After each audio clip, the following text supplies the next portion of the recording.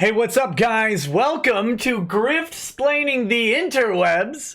I'm your host, an amicable grifter, Nick Rekieta of Rekieta Law, a small law firm in central Minnesota.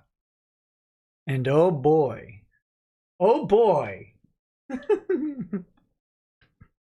today has been a weird one. It's been a weird one. Some things that I didn't see coming. Things that I don't know that anybody saw coming, but there's a big group of smarties on Twitter who are acting like this is definitely something that everybody saw coming, despite nobody mentioning it. This is perfectly normal, happens literally constantly. Where? We'll see.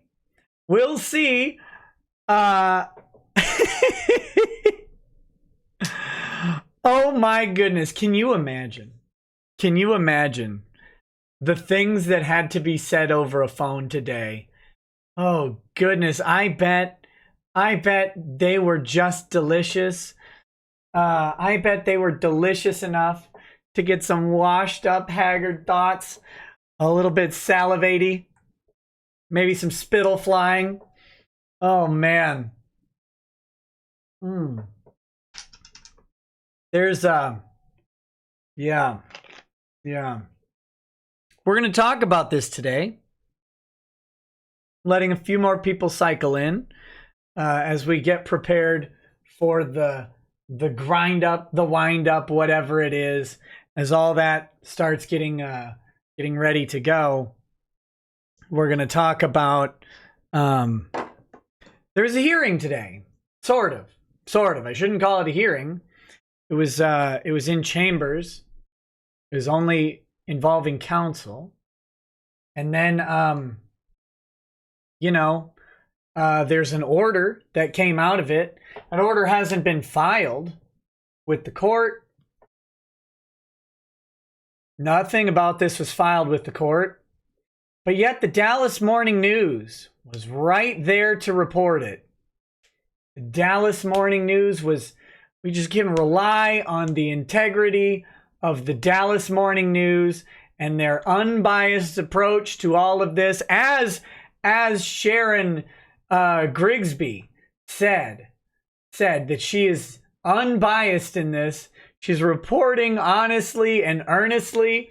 That's why within a very short time of the unlisted hearing occurring, the unlisted hearing that was attorneys only, and all of the attorneys, all of them, that Sharon Grigsby magically has written an article summarizing what happened in chambers. I mean, it's just fantastic that happened. And then out of nowhere, an unfiled order, this one just shows up on the internet. I wonder where it came from. It's not filed anywhere. But I don't know. I guess thank you, Dallas Morning News and Sharon Crucitos Grigsby for going ahead and sharing with the world and allowing me to talk about this, because I didn't have this stuff. My sources told me something was coming today. Didn't know what it was. Was really hoping I'd get to talk about it, and now I do. How polite of them. I wonder if the judge who scheduled this hearing without filing it and then issued an order without filing it, I wonder if the judge wanted that to go directly to a Dallas newspaper within maybe a couple hours of the hearing wrapping up. I wonder if that was the plan. Like when he's like, I'm not going to file any of this. I'm just going to order some stuff to happen and not tell anybody about it. I wonder if his plan was, you know what? The defendants will take this directly to the news. I mean, I shouldn't say the defendants. I guess it could have been Vic who called up Sharon Grigsby. They have a great working relationship so far. Sharon Grigsby hasn't complained about Vic's side not returning her calls or anything. So it's probably Vic who called up Sharon Grigsby and is like, here's what happened in the meeting that I wasn't in. That's probably what the judge was thinking was going to happen in all this. That's probably why the judge he didn't file the document. It's probably why the judge put the filed the hearing schedule. No, he didn't file that either. Weird. Well, it's pretty interesting. Lots of pretty interesting stuff. Like, you notice how you haven't heard anything about this, right? Anything. Not a thing about this. Since last week, no one mentioned this. I hinted that something was coming because I heard something was coming. Right? I heard something was coming. Details were few. And, but no one talked about this. Marchi can't stop that flappy mouth. Can't stop it, but she didn't talk about this. Rial Toye, silent. Doucette, silent. Dunford, tuba playing softly in the background. Nobody said a word about this. Why? They all knew it was coming, right? Right? I mean, if you pay attention, after, I've made a couple posts about it since it was released by the Dallas Morning News and Sharon Grigsby, who definitely got it probably from the plaintiff and not the defendant that she's been strictly getting information from while she's being very neutral and publishing highly biased articles in favor of the defendant and then lying on national television saying she's neutral. I mean, after she said something, I was able to comment a little bit on what they've reported and what they've reported. And once I commented, I was bombarded with people who are talking about how this is just so regular. This is just like so regular all the time. What happens is when a judge does a TCPA hearing, I mean, this happens all the time. A judge does a TCPA hearing. He rules on some of the issues. He doesn't rule on other issues. And then, like in the pendency or whatever, when he's waiting for like his 30 days to come up, the judge like always will order the parties to mediation, including the ones who've been dismissed and stuff, because that makes a ton of sense. Because like they might get appealed or whatever. And so this is definitely just bad for Vic, and you guys should realize that this is bad for Vic, because everybody knows that this. I can't even do it. I can't keep it up. This is so good. It's funny to me because logically, none of this makes sense. The judge has no reason during the pendency of his order on TCPA to order the parties to mediation. None. And now granted, I haven't done the full-on delve into the 370 TCPA cases that Lemoyne has. But in my high-level search, I was having real trouble finding any cases, any appellate level cases at least, that even mention TCPA and mediation together, much less involve a mediation occurring during the TCPA. During any part of the TCPA. From the filing of the TCPA to the order from the TCPA, I found no cases that involve a mediation in there. That doesn't mean they don't happen. But I don't find them in my research. Now, like I said, I have not sat down for hours digging through this. High-level search of Westlaw, did not find it. I found some that involved a mediation prior to trial that was then brought up at the TCPA because during the mediation there was some evidence that was gathered, and then they tried to use a mediation privilege to say they couldn't introduce it for the purpose of TCPA. And the court said, well, if it was otherwise discoverable and you brought it up at mediation, then it's good. It's admissible. That was a ruling. It had nothing to do with the mediation during TCPA. This just doesn't seem that common to me. But what do I know? What do I know? Very little. So we're going to talk about what mediation means. We'll take a look at the order that has been leaked to the internet, not by me. Not by me. I have no idea where this order came from. This one was, my Discord acquired this order. I don't know where from. I have to assume it's from Shane Holmberg. But that may not be the case. So we're going to talk about what a mediation is.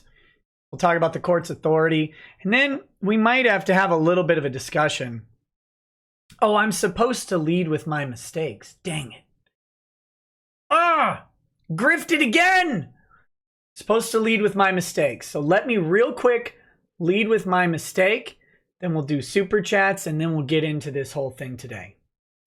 Right after the hearing. Right after the hearing on September 6th, right? I was asked by several people if the judge could change his mind on Marchi and bring her back into the suit. And I said, I don't think so. She's out. He ruled on it. She's out. I don't think he can change his mind. It'll have to be a request for reconsideration or it'll have to be an appeal. Something like that. I was incorrect. I was incorrect. Upon review of case law, upon review of practice, there's not much on TCPA, but this is pretty well established that the court retains authority over a case, plenary authority, meaning that it has sole authority over a case so long as it has jurisdiction. Now, this tends to mean that the court will retain authority over the case until it is appealed to a higher jurisdiction or its jurisdiction would expire. Like at the end of any sort of deadlines for motions to reconsider, any appeals deadlines or anything like that. A good rule of thumb on an order might be something like 30 days, but there's not a hard and fast rule. Long story short, the court can sua sponte, which means of its own accord, on its own determination or on its own motive, however you want to look at it, decide to reconsider its own rulings. A court can do that. Now, will a court do that? Yes. Yes, sometimes it will. If it finds that an appeal is inevitable and it can correct or remedy that prior to an appeal. If it finds that a ruling that it issued is so prejudicial that it would imbalance the case, or if it just finds on a review of the record that maybe it missed something that was sitting right in front of it, that can actually be reconsidered by the court on appeal. So, is Judge Chupp bringing Jamie Marchi back into this case by overruling himself? Not at present. Not at present. Can Judge Chupp bring Jamie Marchi back into this case by overruling himself? Yes. He can. Will it get to that? Don't know. Because if I have to guess, sometime very soon, we're going to see a motion to reconsider pop up on the entire hearing. Like, that's just kind of a move that's been expected. I don't know if this mediation will put a monkey wrench in that. However, putting together a strong motion to reconsider could provide leverage in mediation. Look, we're going to ask the court to reconsider on these issues with this evidence. Here's where it's found in the record already. It's not at a hearing where you get to pretend the record doesn't exist, Sam, right? It's not there. This is in the record. It'll be cited to exactly where it is. Here's what we're going to ask the court to reconsider. And the court is going to have to consider the record that was in front of it on the hearing date and not decide that, well, one of the attorneys couldn't find something when I asked him to. The court is going to have to determine, well, wait a minute, was this part of the record at the time of the hearing? If it was, and I ruled without admitting the evidence, that might be an abuse of discretion, especially if that evidence was in the record. Now, if you were to put together that sort of document leading into a mediation, you might go ahead and create some incentive for the other party to come play ball, because they may have principled disagreements, right? They may have, well, I disagree on the law of this. That's great. Does the judge disagree on the law on this? Will the appeals court disagree on the law on this? Those are questions that at a hearing you get to take your contrary position. The judge will rule as they may. In mediation, you have to ask the question of whether or not the judge will agree with you when the time comes. And that's a very, very different question. That's a risk question. That's a risk question. So this has been really interesting day today. We're gonna talk through it in just a little bit. I don't know how long this stream will go. Last time I said that, my internet got shut down after an hour and 15 minutes, but I think that's the first time that's happened since I started streaming on YouTube. So it's been a long time for anything like that. I doubt it'll happen again, which means it definitely will. But let's do some super chats and justice chats, and then we will get into the happenings of the day. Let's see. Architect of Fate says, Mr. Beard or Mr. Ricada, will the discovery stay end before the end of mediation? If so, will the defense failure to comply come into play, or is that relevant at this point? Deus Vault and all hail the changer of ways. The discovery stay will not end until the TCPA is fully resolved. And the TCPA not only has to be fully resolved, but it has to be proceeding on. Like, the case can't be dismissed. So, has to be proceeding on. And then any interlocutory appeal would have to be resolved, presumably, to be able to reinstate discovery. Will it come up in mediation? Probably. Lots of things will probably come up in mediation. It's hard to say exactly what.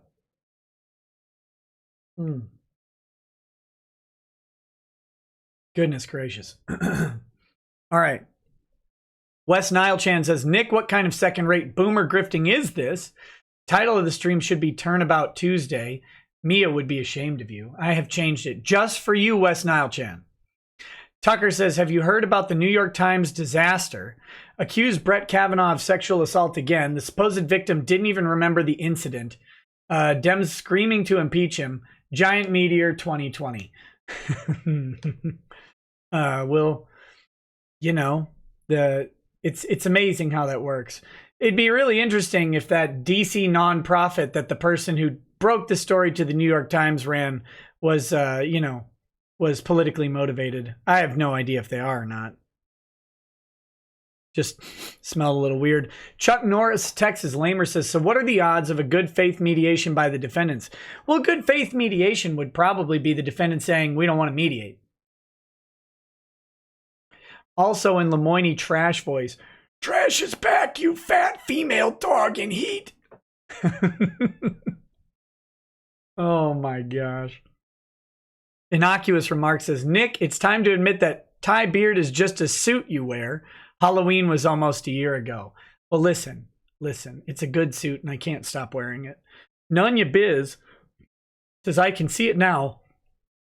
Ty, Your Honor, as much as we would like to reach an agreement, the defendants are making demands we cannot satisfy. Lemoyne says, I know Vic has the con sluts. I need one, just one. You can never stop at just one. Con sluts are like Pringles. Intimidator 0108 says, had an amusing time on Twitter earlier today where someone was saying you are a drunkard, had never won a case, and that you had never had a license to practice law. Regardless, I'm enjoying a little sweet peach wine before bed. Well, that's just like their opinion, man. Doesn't bother me too much. The Cape 88 says, best news all week. Keep up the good work and have a drink on me. P.S. My birthday is tomorrow. Turn hashtag 27. The Cape 88. This one's for you, buddy. Let's get some Alabama bourbon. Get some Alabama bourbon, and we'll have a cheers to your birthday. Make sure you enjoy it. Family, friends, whatever makes you happy, man. Even if it's a waifu pillow. I don't know you. Peace.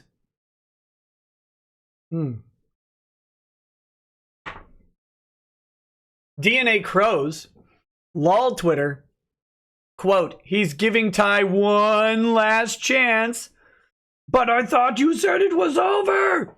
Can you feel the shifting of the goalposts over and over and over again? XD, XD, XD, XD. Also, bro sent you a DM. Thank you. I will respond. Jorel Navarro says, so basically the judge doesn't want to do his job. Ordering mediation is really, really common in civil litigation. Very, very common. Oftentimes, I don't know if this is how it is in Texas, but in Minnesota, judges are basically required to politely ask the parties to engage in some sort of alternative dispute resolution. Mediation, arbitration, or just negotiations. Don't necessarily have to have a mediator there. But in this case, obviously, a mediation would be the way you'd want to take that. A negotiation between parties that are this hostile is probably not going to work without a mediator to try and facilitate it. Who's the mediator? We'll see. We'll see. It's the judge has decided who the mediator would be.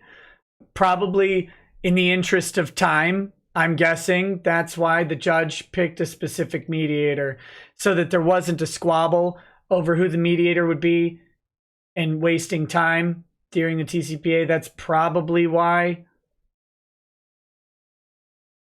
If you believe that, I'm good. I don't know if that's why, but you'll have to decide. But no, so that's very common. It is very common. Again, assigning mediation now is a little bit weird. A little bit weird. And there's a whole bunch of thought about it. There's a whole bunch of law Twitter vomiting going on, suggesting that they know exactly why the judge is doing it. And it's solely because the judge, for some reason, wants Vic to pay less legal fees, I guess. Not sure on the logic there. I'm not positive on that. But that's the claim from some of these people. So take that as you will. The idea is that he would make everybody pay more legal fees to go mediate out when he hasn't finished ruling, mediate out appeals, I guess, and the remaining claims in exchange for less legal fees and sanctions. That's according to Law Twitter. I'm not personally on board with that explanation, but that's what they're saying. So I'm trying to report the wizened, venerable Law Twitter, who definitely don't misrepresent the amount of experience that they have in court. Omega000 says, hey, Nick, first time super chat on the channel. Hey, thanks, Omega. Thank you for explaining what's going on for legal dum-dums like myself. Oh, believe me, buddy, if you're on this channel, you're far ahead of the average. Been centrist since day one, but recent events have made me lean towards Vic's innocence. Well, I'm glad you are, only because I believe heavily in Vic's innocence, and I've been begging someone to show me otherwise from day one. So welcome to the party, pal. It's nice and toasty. Bryce Byerly says, I'm getting the feeling that Chupp just doesn't like working. He's trying every tactic to get rid of it. I'm going to present some different theories and different thoughts and different avenues on why this hearing and whatnot. This is going to be a lot of me talking and kind of just working through the problem, which I've been kind of doing all day already. But I'm gonna share my thoughts with you guys, and hopefully that'll get the ball rolling for people out there to kind of have avenues to start thinking about this. I don't know. There's no way for me to say definitively what this means. There's no way to say what's exactly in Chupp's head. But what the goal of this show is we're going to start engaging in a discussion that'll allow people some different perspectives and different thoughts, from extreme crazy stuff, all the way down to kind of more tempered and nuanced, or not nuanced, but tempered and I guess probable things, and let people start weighing through the possibilities of what that might be, good and bad for Vic. That's the goal of this show. So I'm hoping y'all will engage with me in that, and then that'll help fuel the discussion online, because that's what we're doing, right? We're talking about this case. All of us, me, the 6,700 of you out there, we're wrapped up in this case. We're talking about it. We're reading about it. We're learning different parts of the law. We're watching this thing unfold in real time. We have our stakes and our interests, but a lot of it is just, what the hell's happening? And so this will help us kind of facilitate that discussion as we move into the week and all of that. So next is Joshua says, here's $50 for you to shill and buy a pledge or two on the Phoenix Woodworking Kids Kickstarter. It's a good cause, as most employees are ex-cons in need of a second chance job. They have 32 hours to go, and I want them to finish the campaign with a bang. The Phoenix Woodworking Kickstarter. I'll pull it up here. Phoenix, but I got to look into it before I donate to anything. You know how it goes. Already looks cool. I'll check it out. I'll check it out as we go. Erican Eli says, oh wait, no, that's not, well, I'll read it anyway. The timing of this call to mediation is suspect, especially after he gets supposed death threats on his Facebook. They weren't on his Facebook. They were supposed death threats on Twitter, and I believe via email. But I think it is because he's under a lot more scrutiny than he's used to for a case. Flash wants me to make fun of Therese 27's bad body odor. Dude, I'm still alive. I don't know what it smells like. Next, Jace says, what would you recommend for a sober analysis of Revelations? I've been looking for weeks, but most of the articles and videos on the subject are just trying to say the end times are near or finding tenuous links to current events.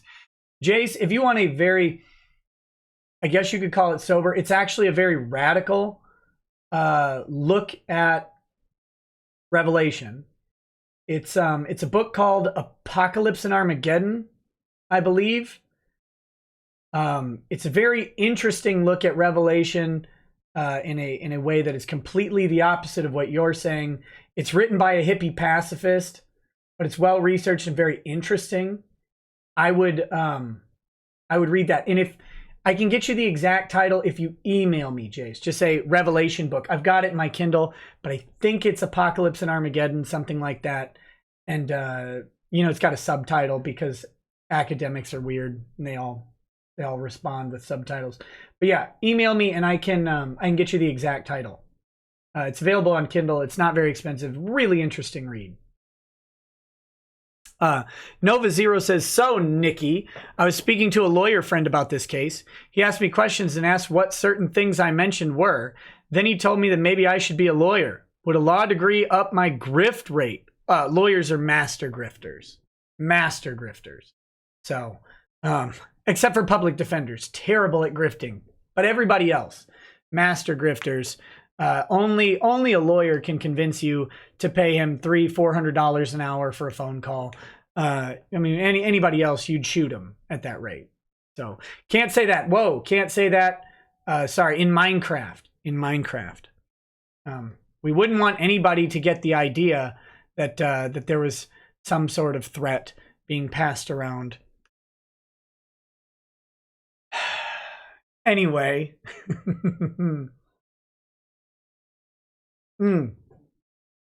All right. Well, that's the super chats we have up until now.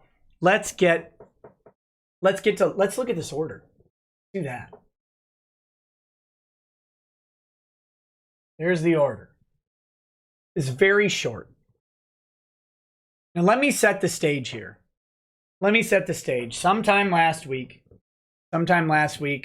they set a hearing with the judge. All counsel of record are required to attend. So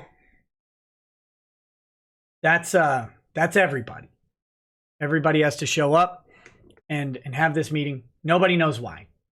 And they all go and today have a meeting with the judge. Just all of the lawyers and the judge. Talking like, I think 10, 12 lawyers, something like that. Thousands of dollars being burned at the stake. Just straight out. But there you go. That's what goes on. And in chambers, the judge discusses some things. Let's look at the Dallas Morning News, right? They talk about it. I'm sure the Dallas Morning News accurately reported exactly what happened in the courtroom. So we can definitely take that it was 100% this way, and this article is unbiased and not slanted at all. So I'm just going to say that. Where is it?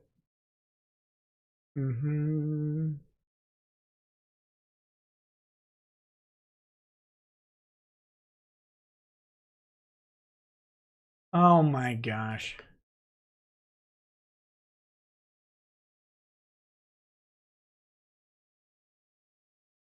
Here we go.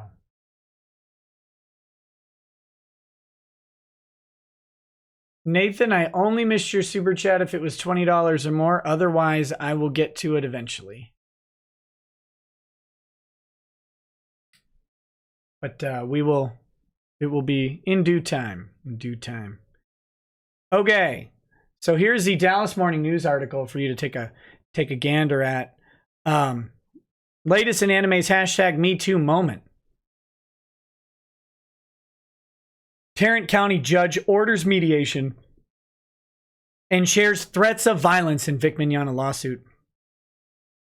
If mediation fails to produce a settlement by October 3rd, Judge John Chupp told the lawyers he will rule on all outstanding orders the following day.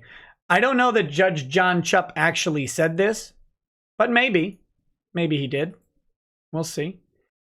So, State District Judge John Chupp ordered mediation Tuesday in the defamation lawsuit brought on behalf of anime voice actor, Grapevine resident Vic Mignogna against his former employer, two of his Dallas area colleagues, and the fiance of one of the women. If mediation fails to produce a settlement by October 3rd, Chupp told the lawyers he will rule on all outstanding orders the following day. Let's talk about that real quick. There is no extension of his timeline to rule on the TCPA. He has 30 days to rule on the outstanding issues. Those 30 days are pretty much set. Court would have to have real good cause to extend that, and ordering mediation is not good cause. Not good cause at all. So they have to get everybody has to arrange their schedules so they can all meet and mediate on a day, at least one day. Sometimes mediations go longer than a day. They have to do this before October 3rd. I guess. Otherwise, Judge Chupp will have to rule, or he won't have to rule.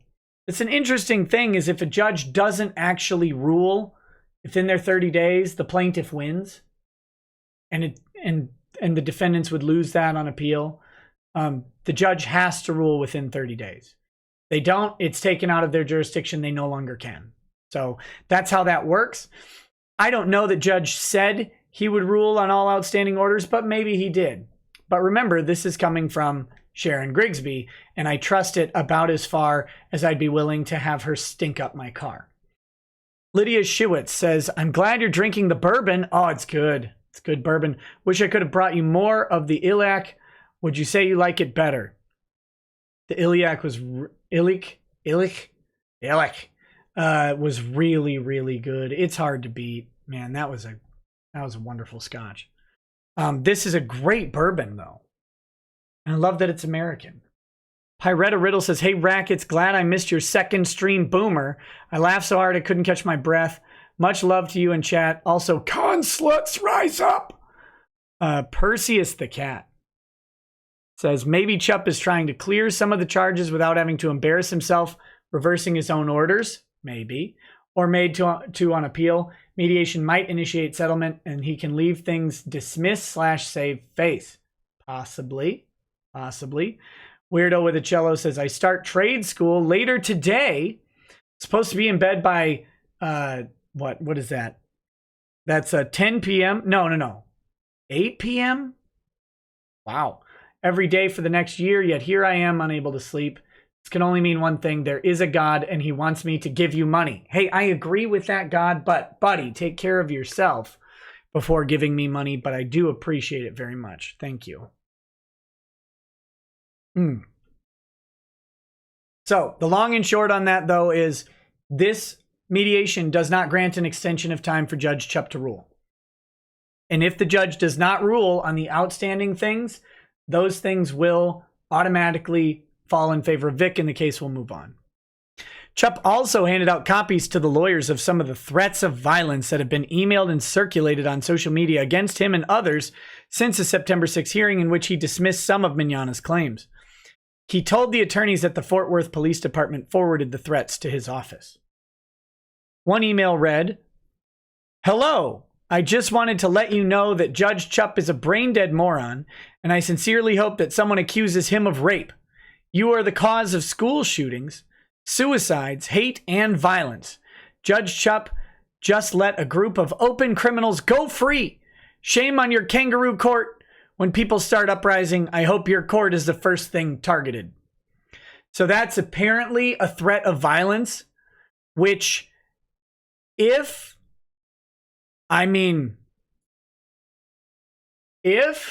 they tried to prosecute that as a threat of violence, they would run into severe free speech issues. There's no direct threat to any person.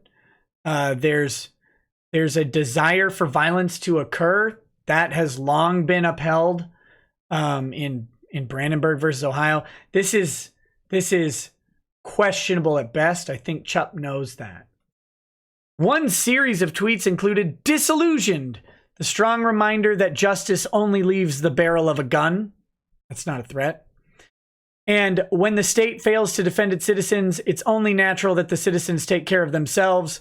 It would be a justified kill, and the person doing it can even get annulled for the act of killing and found not guilty for murder.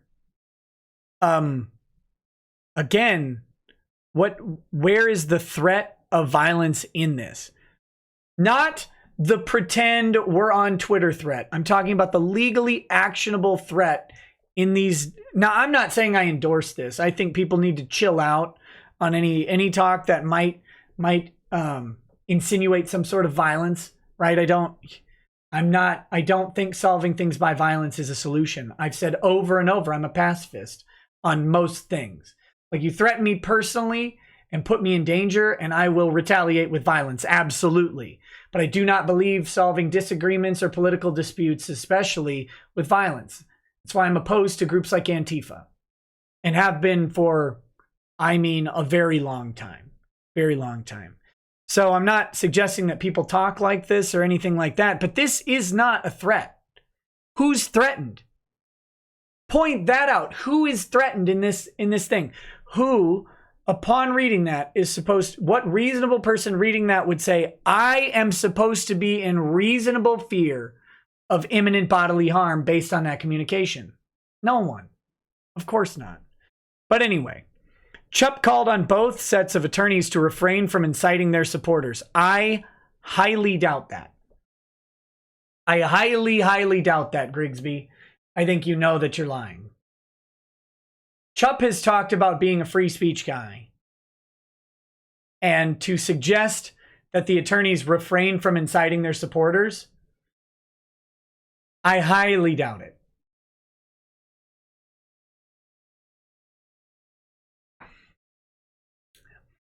Mignogna has been the voice of hundreds of roles in the world of anime. But when his most recent film, Dragon Ball Super Broly, opened in January, it set off another round of accusations and stories on social media about the 56-year-old actor's long-rumored inappropriate behavior with women, which allegedly has included aggressive kisses, hugs, and unwanted sexual advances. Mignogna repeatedly has denied all the allegations. His lawsuit, blah, blah, blah, blah. At the September 6th hearing, Chupp dismissed all claims against Marchi, all except defamation against Funimation, all except defamation and conspiracy against Rial and Toye. So there's Sharon Grigsby, that handsome haircut she's got going. Let's see. My work on Baylor's sexual assault scandal earned a spot as a 2018 Pulitzer finalist in editorial writing. Wasn't she absolutely incorrect on the Baylor sexual assault scandal with her writing? I don't remember. I have to look back into that. So anyway, that's the article that Grigsby wrote. I'm sure it definitely relays all the facts exactly as they happened. Of course it did. Look at the ad. What was the ad? Free unlimited photo storage with Prime. Radisson Hotel. Radisson Hotel. What every dog owner should know about mosquitoes. Oh, that ad. Come on. Hashtag West Nile, Best Nile. Okay. Bad Vibe says, I believe that the judge found merit in the filings and is willing to allow the defendants an opportunity to remedy this before he rules. I believe TCPA will pass otherwise mediation is pointless. Just my $20 worth. Not the worst way to think about it. Okay, so here's the order. Order directing case to mediation. The court, having determined that the above styled and numbered case is a matter which should be referred to mediation, again, with a pending dispositive order. This is the weirdest part of this. The timing of it. The fact that this is going to mediation is not weird. The timing of it. Judge Chupp should just rule. He should just rule. And either dismiss the case, in which mediation is completely unnecessary. He knows he'll get appealed. He has to know he's going to get appealed on dismissal. But he should just dismiss the case and weather the appeal. Or he should allow whatever remaining counts to go through that he's going to allow. And if that's the case, he knows he's probably going to get appealed on those remaining counts. And then the appeals court will do as it will. Right? That's going to happen either way. Unless the parties mediate it out. Which, frankly, in my opinion, doesn't seem likely. And that's because some of the defendants, Toye and Marchi, and Rial specifically, have said over and over that they will not settle. They will not. They will not settle. They're correct. They will not settle. Rial and Toye over and over have said that. Now, of course, that all changes when you get in the room and you're discussing this. But they've said it so much that I can't believe that suddenly now they would go, oh, well, now we're going to settle. Right? Especially because they ostensibly have the momentum and the advantage. They came out of that hearing feeling great. All of them. Felt so good. Gotta check some. Let's see.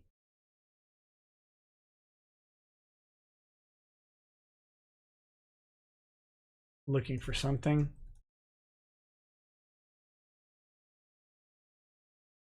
Here we are. I want to point out something here. Here's this is Jamie Marchi's Twitter. So she's been, look at this, tweeting up a lot Cancel culture, outrage culture. What if we hold one white man accountable for his actions? She retweets. Pleasant to watch hateful jerks fall into the void. Heard of a white guy face a consequence and had to hold on to the wall to steady myself. Can we stop canceling male comics? I can't take another one of them doing comedy special about it. She's tweeting a lot, and then she kind of stops. 3 hours ago, she posts this random girl power meme from whatchamacallit, Avengers, right? The weirdest, most incongruent scene in Avengers, but okay. But I mean, she has been popping off about all this quite a bit lately, talking a lot, and then she stops today. Where is that cheekiness? Where's her holding that can saying winter, right? Where is the trash has been taken out? That stopped today. That stopped very quickly. Okay. Sorry. I'm going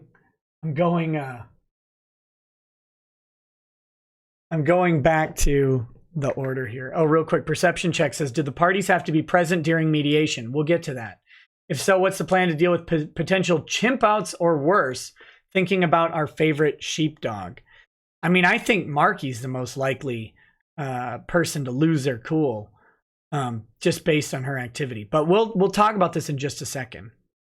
Okay, so hereby it should be referred to mediation. Finds and hereby orders that parties in the above styled and numbered cause shall attend mediation on or before October 3rd, 2019.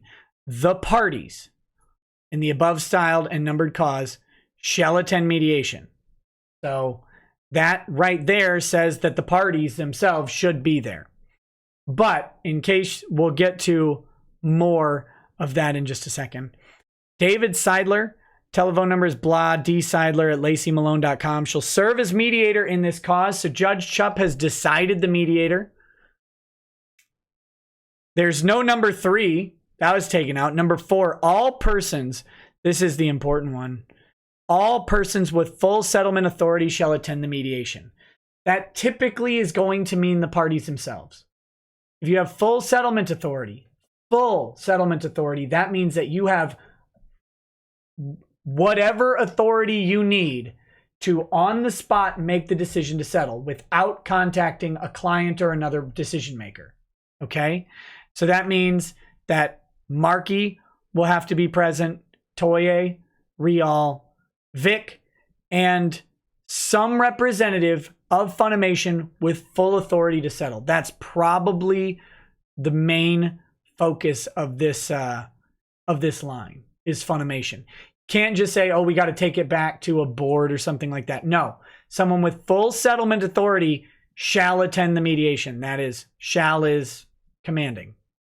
It's an order. It's a court order. So, I mean, I don't think anybody would do this, but theoretically, if someone showed up to represent one of the parties and they didn't have the authority to make settlement, then the other parties could raise an issue with that. So, and then finally, the expense of mediation shall be borne equally by the parties.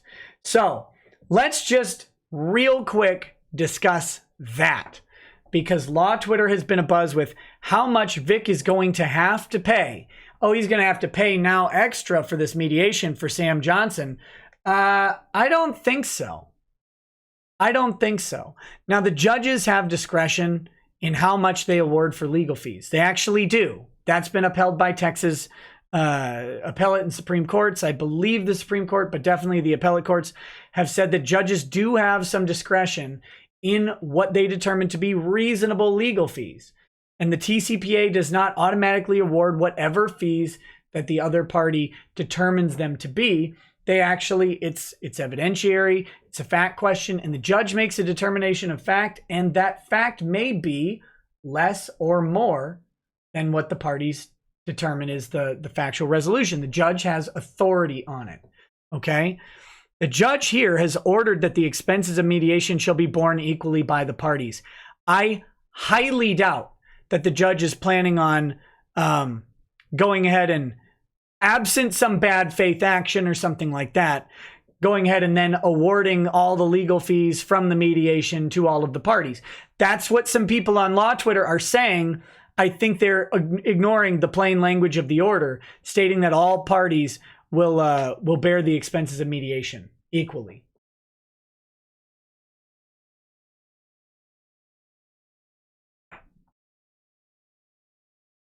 Okay.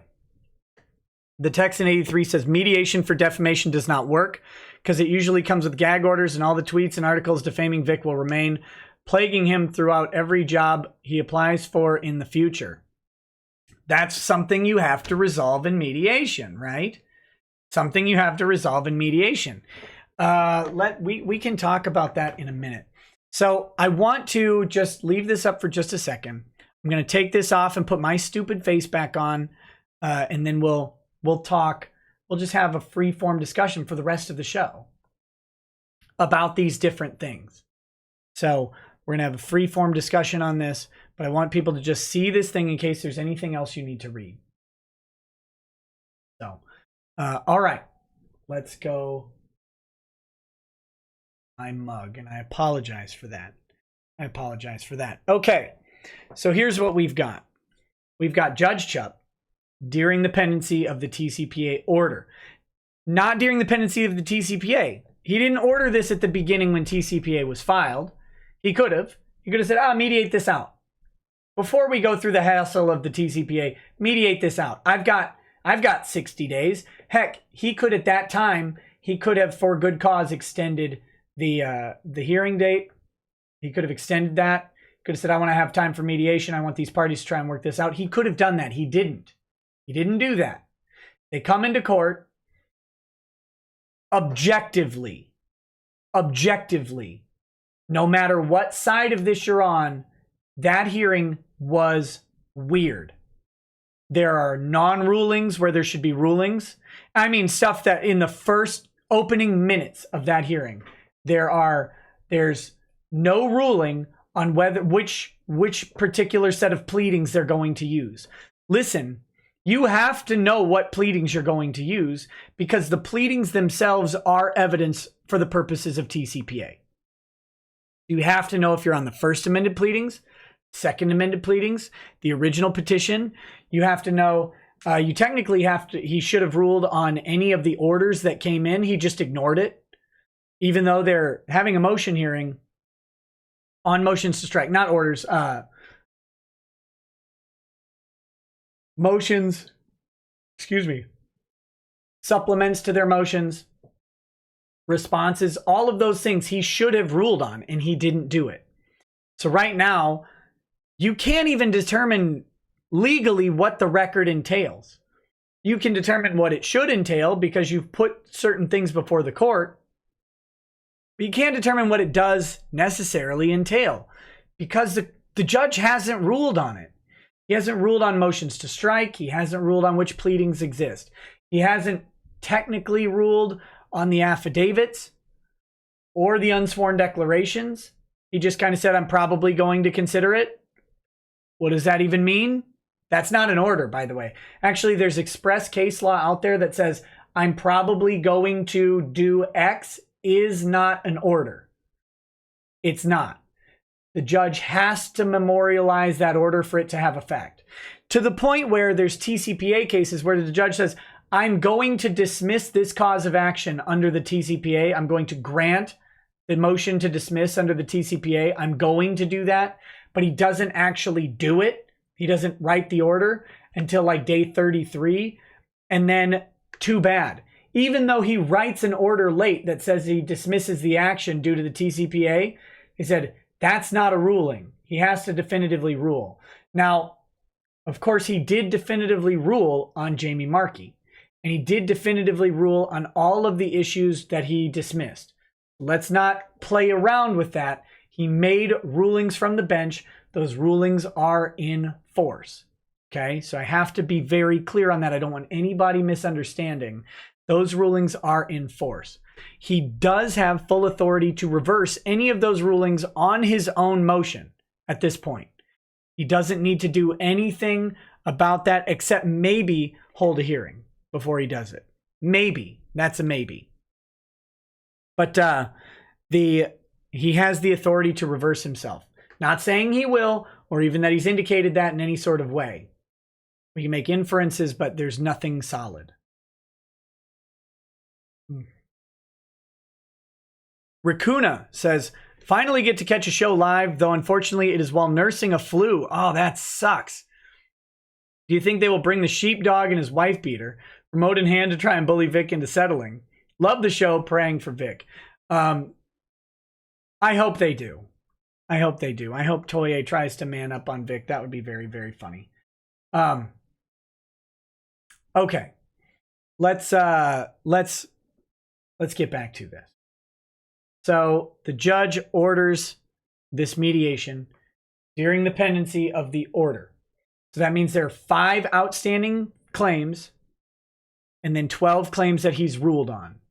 But he's within the window that he could reverse any of those decisions. And he still has the 5 outstanding ones, 3 of which are the biggest claims. Defamation for Monica Rial and Ron Toye, and the defamation for Funimation. Those are the biggest claims. Those are unruled on. Now, what are the possibilities here? We've got a broad range, all right? We've got option 1. Let's try and break this down. Judge Chupp has ordered mediation because he's going to rule against Vic on the remaining claims. Okay, perfectly reasonable. Except I don't understand why he orders mediation in that case. Why he doesn't indicate to the parties that he intends to rule this way unless they want to mediate it out. It doesn't make any sense. Because if he's going to rule against Vic, he'd just rule against Vic. He could have done it at the hearing. This is something I said back then too. He could have ruled on these. He has no reason not to unless he's going to go back and review the record. Now, maybe he went and reviewed the record and says, okay, I'm ruling against Vic, but I'm going to give them one last chance to get out of this. Doesn't make any sense. There's no reason for him to do that. Unless he has some special warm place in his heart for Vic, or he thinks that Vic's special education lawyer, Ty Beard, really screwed him over, and he doesn't want to hose Vic over. Like, he can determine that, but I don't understand why he would suddenly have a warm heart for Vic after the hearing. The hearing did not go in Vic's favor, specifically from the judge. The judge was not soft on Ty. The judge didn't seem to have any pity for Vic's claims or anything like that. We're not talking about some weird favorable treatment, and now he's suddenly going to develop this trait. I don't believe that to be true. But I am presenting it out there as the judge could have, I guess, decided that, well, it's Ty's fault. I believe in the plaintiff other than his attorney. And by the way, if that were true, he would not be doing that. That's not how a judge would handle this.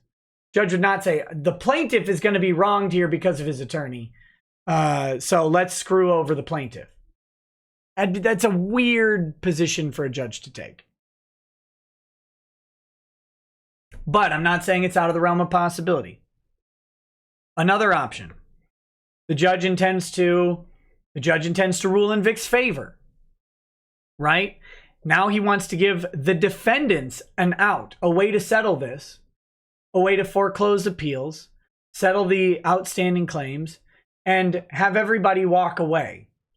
Maybe without attorney's fees and an extended fight over all of this stuff. Maybe. I don't know about that one either. I'm not sure why, if he's just ruling on if he's just going to say, I want to go through with it, I'm going to go through with the TCPA. Again, he could just rule on it. He could just rule on it and let it go through. Under normal circumstances, that's what judges would do. They just make their ruling. Like ordering to mediation during a TCPA is very weird. I should back up. Someone asked a long time ago, what is a mediation? So let me explain that. Okay.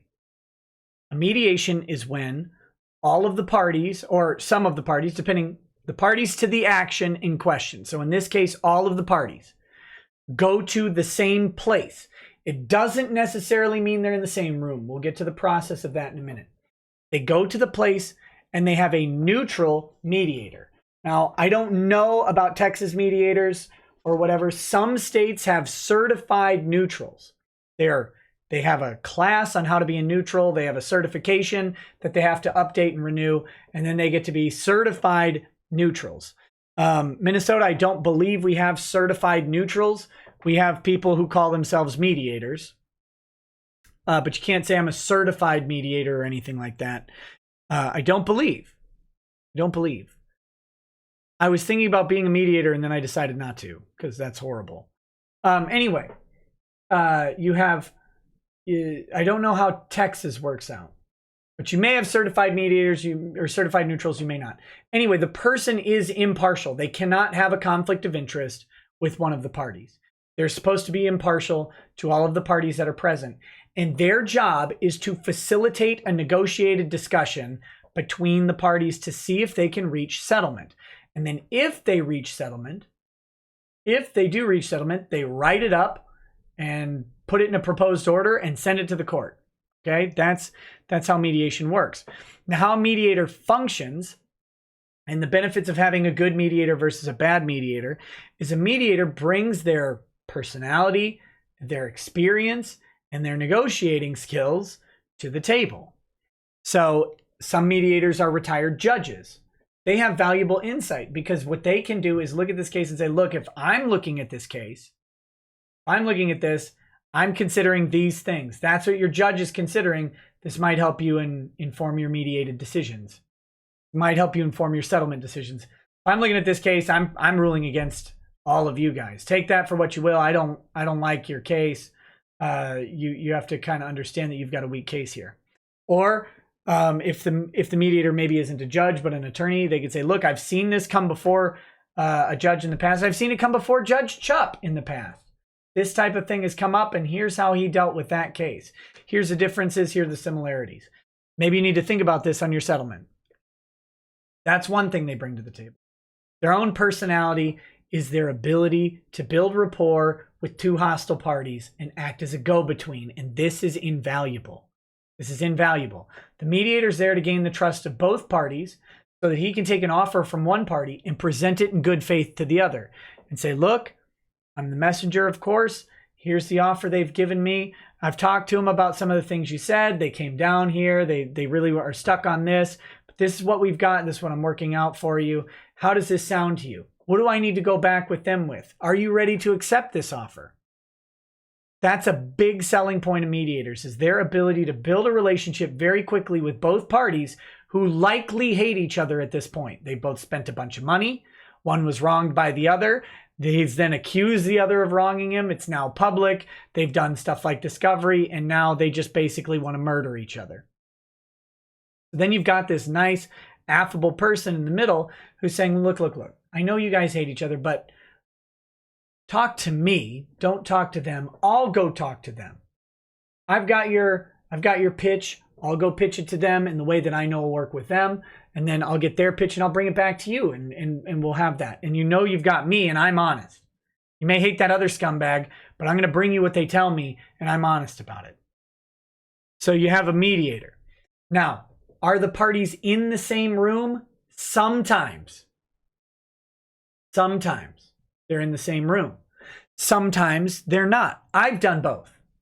I've done both where I've mediated with the other party right across the table from me. And then I've done mediations where the other party is in a different room and the mediator is traveling back and forth. They both have their advantages.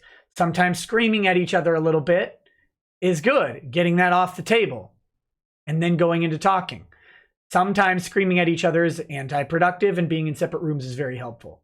So it really depends on the style of the mediator, the situations of the parties, and you actually learn a lot going into a mediation. You find out the other party wants to be in the room, be out of the room. If there's multiple parties, like in this case, like if Vic gets there and some of the parties want to be in the same room and other parties want to be in a different room, that might tell him something. That might tell you where you've got stuff to work. All right, but then a mediation is just a settlement negotiation with an idiot that you're paying like $200 an hour to walk down the hall back and forth and deliver your offer and try and pitch it to the other person. They're a pitch man. They're a salesman. Say, look, this has a lot of benefits for you. It can get you out of this litigation. It can foreclose an appeal. And all you got to do is give up all your legal fees and blah, blah, blah. You can do that. That's their job. So I hope that helps with the mediation process. You're paying a pitch man to act as a go-between between multiple parties who are hostile to each other in an adversarial action such as a lawsuit. All right? Okay.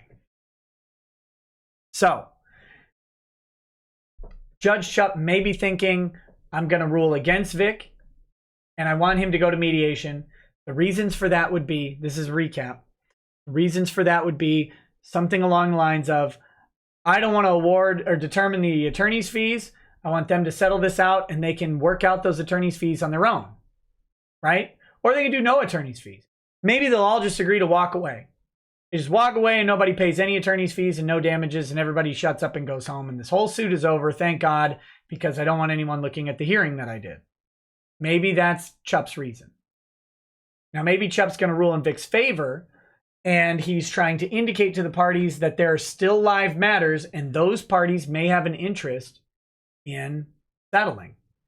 Because if it goes on, it's going to be expensive, potentially embarrassing, time-consuming, and it's setting up the next 6 to 12 months of time. Toye, Rial, and Funimation, if TCPA passes, they've got a minimum of 6 to 12 months of lawsuits that they have to deal with. Real quick, I got a couple chats here. Torcus100 says, we must pray to Yog Sothoth for the clairvoyance we need in these trying times. Nick is his voice, his shepherd, and we his flock. Who knows, maybe if Jay Sean joins our cause, Yog Sothoth will grant him consluts. BTL Video Production says, damn it, I'm throwing money because I'm so worried I needed this asked. I have some background connections to Vic, and they say, since the court date, Vic's been in a dark place. How is any of this looking for Vic? I'll get to that in just a minute. Bear with me. Bear with me. JCF Data says, how/what will Sam/Marchi mediate if they have already won their TCPA motion to dismiss from the bench? I don't get it. That's a great question. We're going to talk about that next. I guess maybe Vic agrees to withdraw on Marchi. She waives fees and sanctions, but no case anymore other than final order. We'll talk about that in just a moment. BTL Video Productions. I don't know if Vic is in a dark place or not. I'm not sure. How is any of this looking for Vic? To me, this meeting happening and then the mediation order are positives for Vic. That's my perception of it. If the judge is going to rule against Vic, he could just rule against Vic rather than putting out an unorthodox order to have mediation in the pendency of his 30-day window. Listen, they have to squeeze mediation between 4 highly traveled, very busy parties on or before October 3rd. They have to do it. That's not much time. It's 15 days, 16 days, something like that, to get everybody in the same room to discuss something that they could have discussed the entire time and haven't done so. Excuse me. I think this is a good thing for Vic. Whatever it is for Vic, I can imagine that especially Sam Johnson. Hey, Jamie. That's a pretty accurate impression. Sorry, Sam. I apologize. Hey, Jamie. I need you to come to mediation. For what? With Vic. Can you imagine? I was done. I'm out. I won. Right. Oh, yeah, you totally won, Jamie. I'm sure you're still winning. Definitely gonna win. But we need to go mediate and try to settle things out. What do I have to settle? You said I won. I won in the room. Why would I settle anything? I don't need to negotiate. Well, the judge ordered us to try to settle. Settle what? You told me I won. I've been posting online for what? 11 straight days now that I won. What do you mean I have to go back? Can you imagine that phone call? Man, that would be a terrible phone call to make. Terrible phone call to make. Maybe you shouldn't post on Twitter all this stuff since we need to go to mediation. Maybe. Oh boy. Oh boy. So, whatever you think about what's going on for Vic, I don't know. I don't know how he's taking it. I would take it as a positive. If I was his lawyer, I'd pitch it as a positive. Look, judge could have ruled against us at any point up until now, and he didn't. Instead, he wants us to go try and talk it out. That tells me the judge sees something. That tells me the judge sees something there. That'd be the thoughts I'd have with it. The judge clearly thinks that Vic has some sort of leverage to mediate, right? And if the mediation leverage is just appeals, I think that's unsound thinking. Appeals in Texas tend to require an appeal bond. There could be, I don't know if there's some exception for an interlocutory appeal or of the TCPA or a final appeal of the TCPA. I don't understand why that would forego an appeal bond. But they require an appeal bond, typically speaking. So if he wants, to just pass it off to the appeals court, Vic has to pay for that appeal. What interest does the judge have in preventing him from appealing? I can't think of one other than maybe the judge is worried about what happens on appeal. That's a possibility. He has to consider the very real possibility that the appeals court looks at some of his actions during that hearing and says, this is terrible. He is an elected official after all, and this case is getting a lot of attention.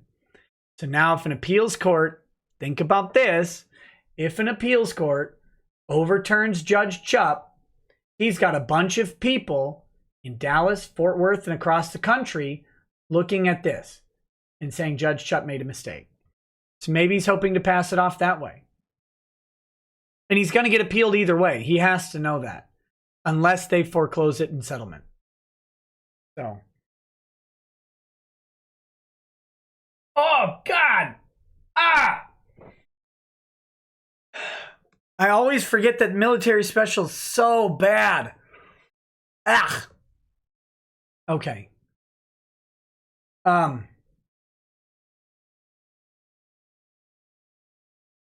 There's always a really weird possibility too. We'll go to the extreme. We're doing it live. There's always the possibility that something improper happened somewhere. I don't know where. Always a possibility something improper happened. A credible threat. An improper communication, some sort of meddling with the court process, intimidation of witnesses by one of the parties, especially one of the big multi-billion-dollar parties. Always the possibility something like that happened. Chupp knows about it and is trying to sweep it away. Okay? I don't know about that. I mean, it's possible. That would be too funny. That would be too much of an anime. Right? It would be too ridiculous if someone from Funimation or Sony or something tried to contact and influence the judge. Like, that would be too funny. I don't think anything like that happened. But it's entirely possible that there's some impropriety out there. Chupp wants to put an end to this. I mean, we already know that there's something they call death threats. Although, I think if you brought that death threat in front of Judge Chupp, he would dismiss the case immediately. Okay? So I don't buy that Chupp is worried about the death threats. I don't think that that's a thing. But maybe there is a credible death threat out there. Maybe there is a credible threat. The one Sharon Grigsby mentioned, those are spurgs on the internet. Who cares? Maybe there's something else. Judge Chupp is trying to put this to bed. That'd be highly improper. Highly improper. But maybe that's the case. I said we'd go to extremes, right? We've got the plausible things. Talked about those. Now I've got an extreme one. Okay?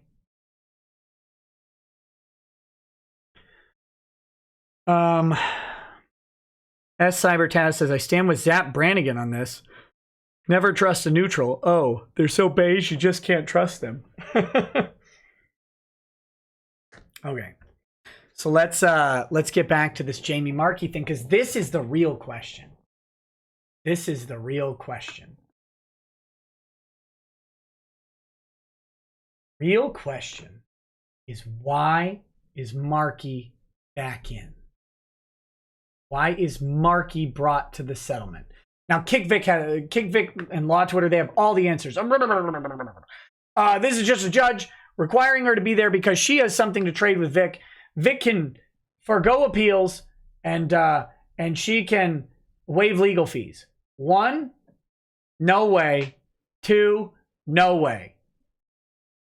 Do you think Marchi, all that we have learned about these wonderful, lovely people, do we think that Jamie Marchi says, I'm going to walk away without my legal fees, that I'll pay them?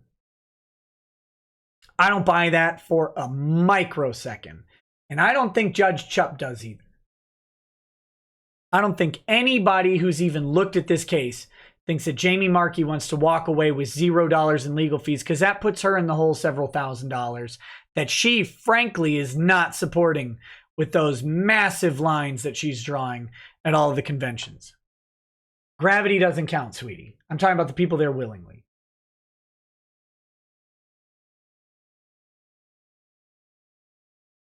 So why is Marchi forced to go to mediation? And why didn't her lawyer object to it?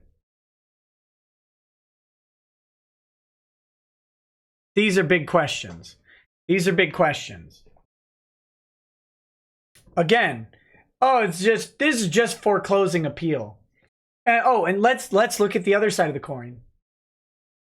With the evidence on the record of Jamie Marchi's tweet, specifically mentions Vic. That's what the judge asked for.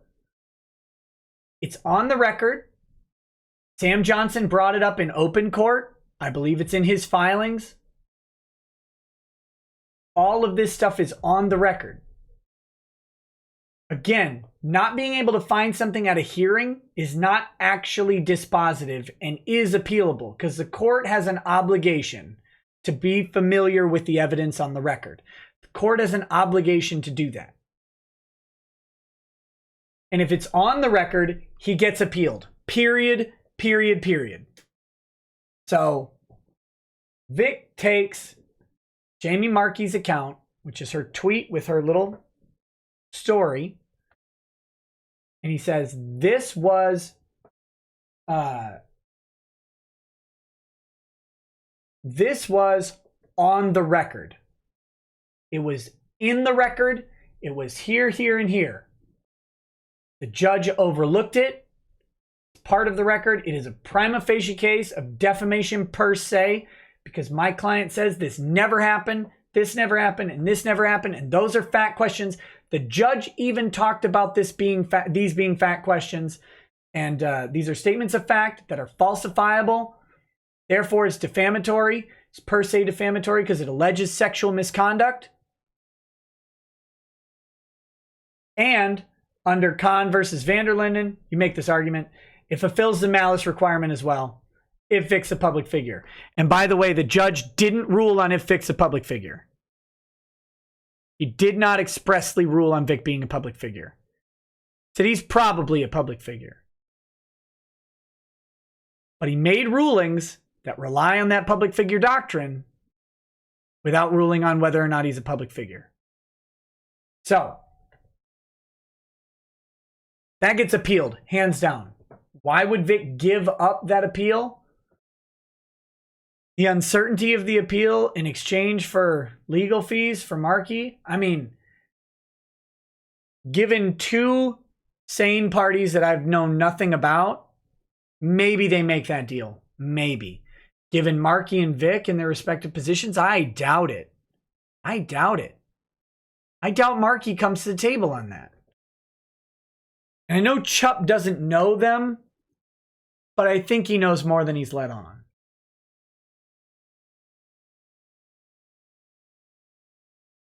So why Marchi? Here's a thought. Here's an alternative thought.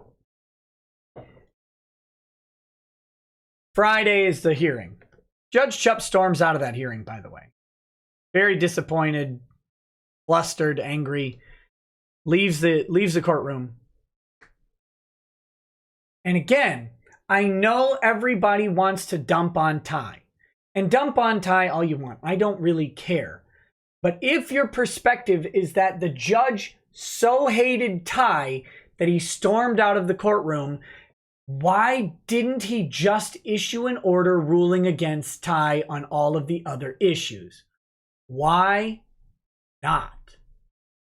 If he thinks Ty is dumb, ill-prepared, bad attorney, sanctionable for his notary fraud, all of that stuff that the judge basically said he didn't care about, if he actually hates Ty, why doesn't he just issue the order?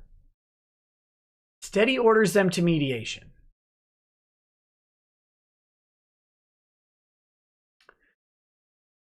Very, very strange. Very, very strange. Devil Hunter Nero says, hey there, Nick. How's it going? It's going very well. Will there be a court-appointed arbitrator there for the mediation? Nope. There will be a mediator. And the mediator is not court-appointed. They are private, but the court has named the mediator that they will use. Presumably, it's because the mediator is definitely just a name that the judge picked out as a mediator he's heard of and has the available scheduling. That's probably why the judge picked this mediator. It certainly wouldn't be because the judge knows this mediator. Because, like, if the judge knew the mediator, then how the parties act during mediation might get back to the judge, which typically you don't want, that to happen, because mediation is supposed to be an open forum, an open discussion for the parties, right? So it'd be really weird for the court to appoint like a friend mediator who might tell them how the parties reacted and interacted and who was likely to settle and who was really resisting it and what their respective positions were on the case. That would be really strange for a judge to do. So I think what probably happened is the judge found a mediator who had an open date. I think that's what it was. And since that mediator had an open date, the judge picked that one, like out of a hat or a list of mediators with some schedules, or they called around before this hearing and they found a mediator with an open slot. Said, look, we need to get people in before this date. Can you do that? Can you make things work to fit with the parties? Mediator said, sure, Judge Chupp, whom I've never met. I would love to do that. Now, of course, the interesting thing about mediation is just how often the parties' actions in mediation and their positions in mediation get back to the judge. It just seems to happen a lot. Again, mediation is privileged communication. It's supposed to encourage open candor between the parties so they can actually resolve this stuff. That's what it's supposed to be. But really, really often, what happens is that those mediator notes or whatever just find their way to the judge's desk. Not saying that's what's happening here. That'd be ridiculous. Of course, Judge Chupp picks someone neutral, not someone he knows or anything like that. But I'm just trying to lay this out and educate people on how this stuff works. But no, the mediator is technically not, I mean, I guess he's kind of court appointed because the court named the mediator that they're going to use. Normally what the parties would do is agree upon a mediator. They'd say, hey, I want to work with this guy. Have you ever worked with him? Oh, yeah, that guy's great. Or, oh, no, I've never heard of him. How do you know him? Well, he mediated some stuff for me. Well, I'm not really comfortable with that. Let's both pick some idiot we don't know about. Or let's both pick some idiot we both respect. Some sort of thing like that. That's normally how it happens. In this case, judge names the mediator. But this will not just be the lawyers. It will be a court, the mediator named by the court. And the parties will be there as well. Tucker says this judge has a hard time being sure about things. Probably a public figure. Probably consider some of the filings. Yeah, and those are huge problems. Those are huge problems in the case. Especially because both of those are directly relevant to decisions the judge made. And to how the hearing actually went. Mr. Gunn says, I never realized how many truckers watch your show, and I love it. Thanks for giving the industry entertainment while we work these long nights while I wait for a tire to get fixed. Anyway, thanks for everything you do. Hey, Mr. Guns, thanks for driving on the roads and not running into me and my family. And I mean this without a barest hint of sarcasm. I drive at night when we do long trips because I'm a night owl, obviously. I drive at night. My kids are asleep. It's dark. And I respect the hell out of truckers who are awake, alert, and very cautious and have great driving records. And also, I respect the hell out of truckers who know when they need to pull over and go to sleep. So thank you for doing what you do. You guys have better driving records than most people. So good job. Good job. The Nerdiest Geek says, first time super chat here. Hey, thanks, Nerdiest Geek. I'm super happy this didn't end in February and Vic has good people supporting him. How long will the mediation last for? It'll last for multiple days. Will it have any visibility into how it's going? Not unless the parties talk about it. I don't know when the mediation is scheduled for.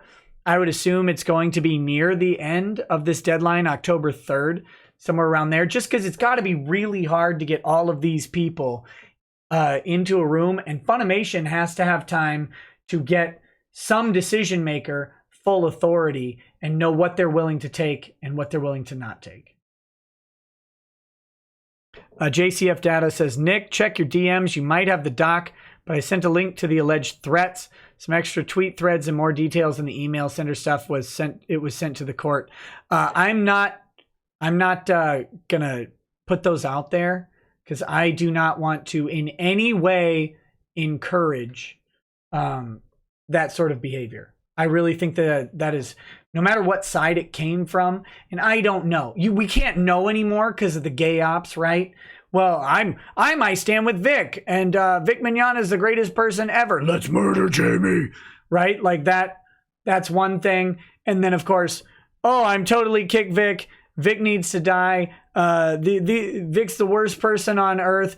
By the way, have you guys seen how Judge Chupp rapes children? Like those things are not helpful. And we don't know who's actually behind any of this stuff. So I'm not giving any attention to it other than what was in the Dallas Morning News article. That's only because the Dallas Morning News repeated it. There are allegations, and I'll be very honest with you. There are allegations that the threats came from someone on I Stand With Vic's side. So make of that what you will. I don't know what to believe anymore. I know what I say, and that's about it. I don't vouch for anybody else. But I'm also not going to promote somebody else. It's the same reason I didn't have the guy who called out Jamie Marchi up in Canada or whatever. I didn't have him on the show. I didn't have the weirdo guy who like advertised his YouTube channel after calling out Sabbath at, I think it was a ZumiCon or something like that. I didn't do that either because I don't want to promote that behavior. I have said from the get-go, don't bother these people. Don't interfere with the process. You talk about it online, laugh at them from a distance all you want. Don't contact any of these people. Even even if you don't have anything mean or nasty to say, don't contact them like to waste their time either. There's no purpose in it. I know I get a big rap for encouraging harassment, and I have from the get-go said, don't ever do any of that. So I'm not going to promote it on stream, even for informational purposes.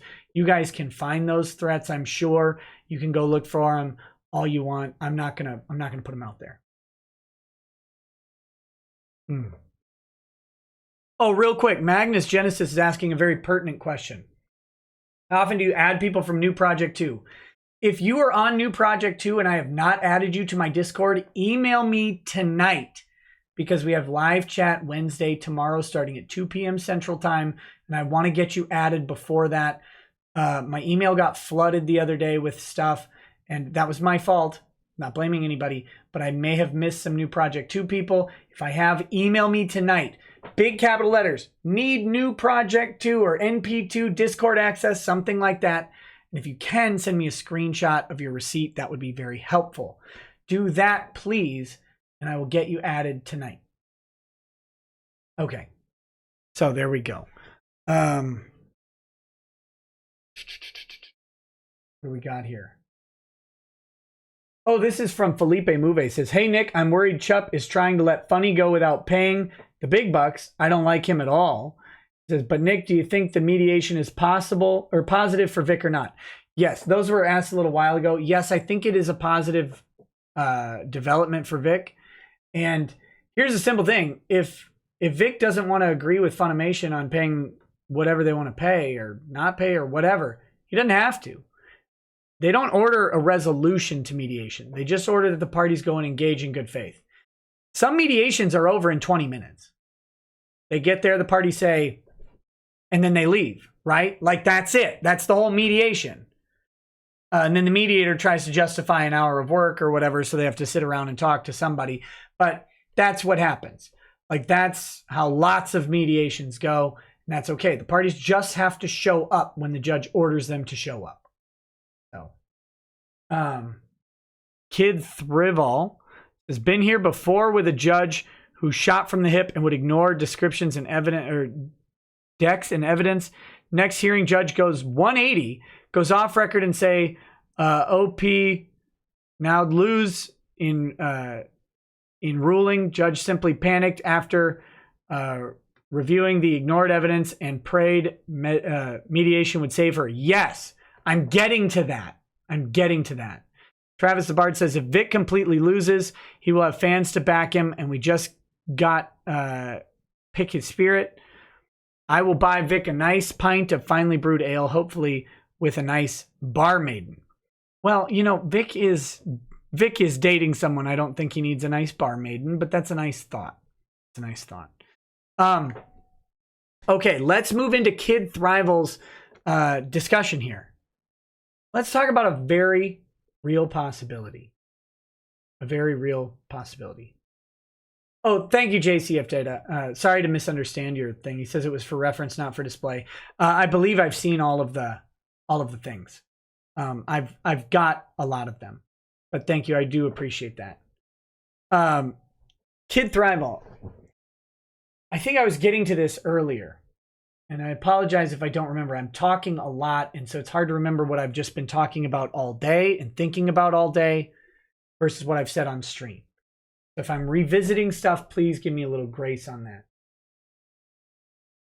Judge has the ruling, or judge has a hearing, leaves the hearing mad, issues some very weird pseudo orders from the bench, ignores evidence in the record on Marchi specifically, ignores the Kamehacon contract on TI. Like, the judge, if nothing else in the world is true, the judge knows he gets appealed on TI for Marchi, or for Monica and Toye. The judge knows he gets appealed on that, and he knows he has a better than 50% chance of losing that appeal. And appeals courts tend to try and favor the judge's rulings. They defer to the judge as the finder of fact in the moment. They due a lot of deference. Now, TCPA rulings are reviewed de novo, which means they review them they're supposed to be reviewed without regard for the judge's rulings. Supposed to be reviewed without deference. So they look at all of the information that's on the record and then they make their ruling, period. That's what they're supposed to do. But that's not how humans work, right? These are people, barely people because they're judges, but they're people nonetheless. And so it's always important to remember, they're going to try and find ways to justify the trial court's discretion. They're going to do that, even on de novo review. They just do. Unless it's so egregious. Judge Chupp, if he reviewed the record, even if he reviewed the court transcript and not the record, he knows that he gets appealed on TI for Monica and for Ron. And he knows he stands a good chance of being overturned. A very, very good chance.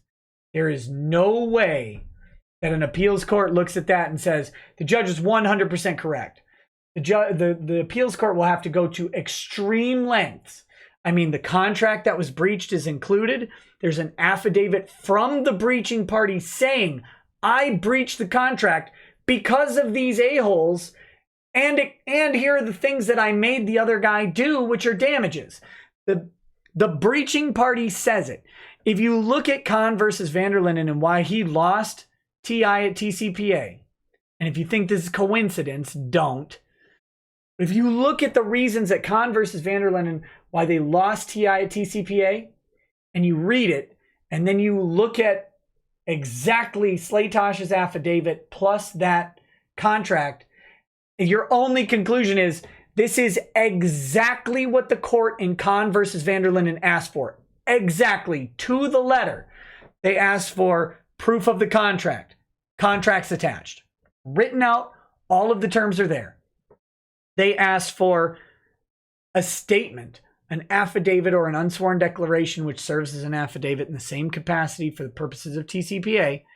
They asked for a statement from the owner of, or from the other party to the contract, saying they breached the contract because of the defendant. Kahn says, if they had produced that, well, then we have it. So Slaytosh says literally exactly that.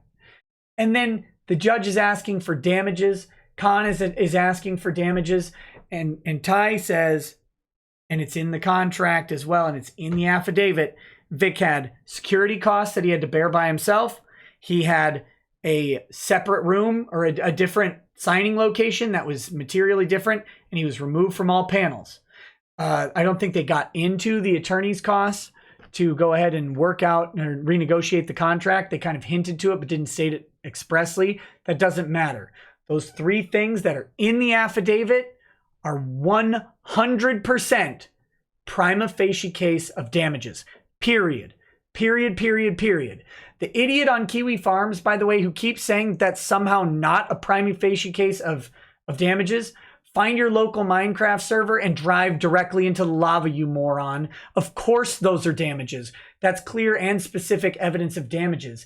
That's the breaching party stating, here are the damages that were caused by the defendants. You don't get clearer and more specific evidence of damages than that. It's impossible to get more clear and specific evidence of damages than the person who breached the contract saying, here are the damages I forced on the other party because of defendants. You flipping idiot. You can argue back and forth all day. You're not only wrong, you probably wear a helmet to eat soup.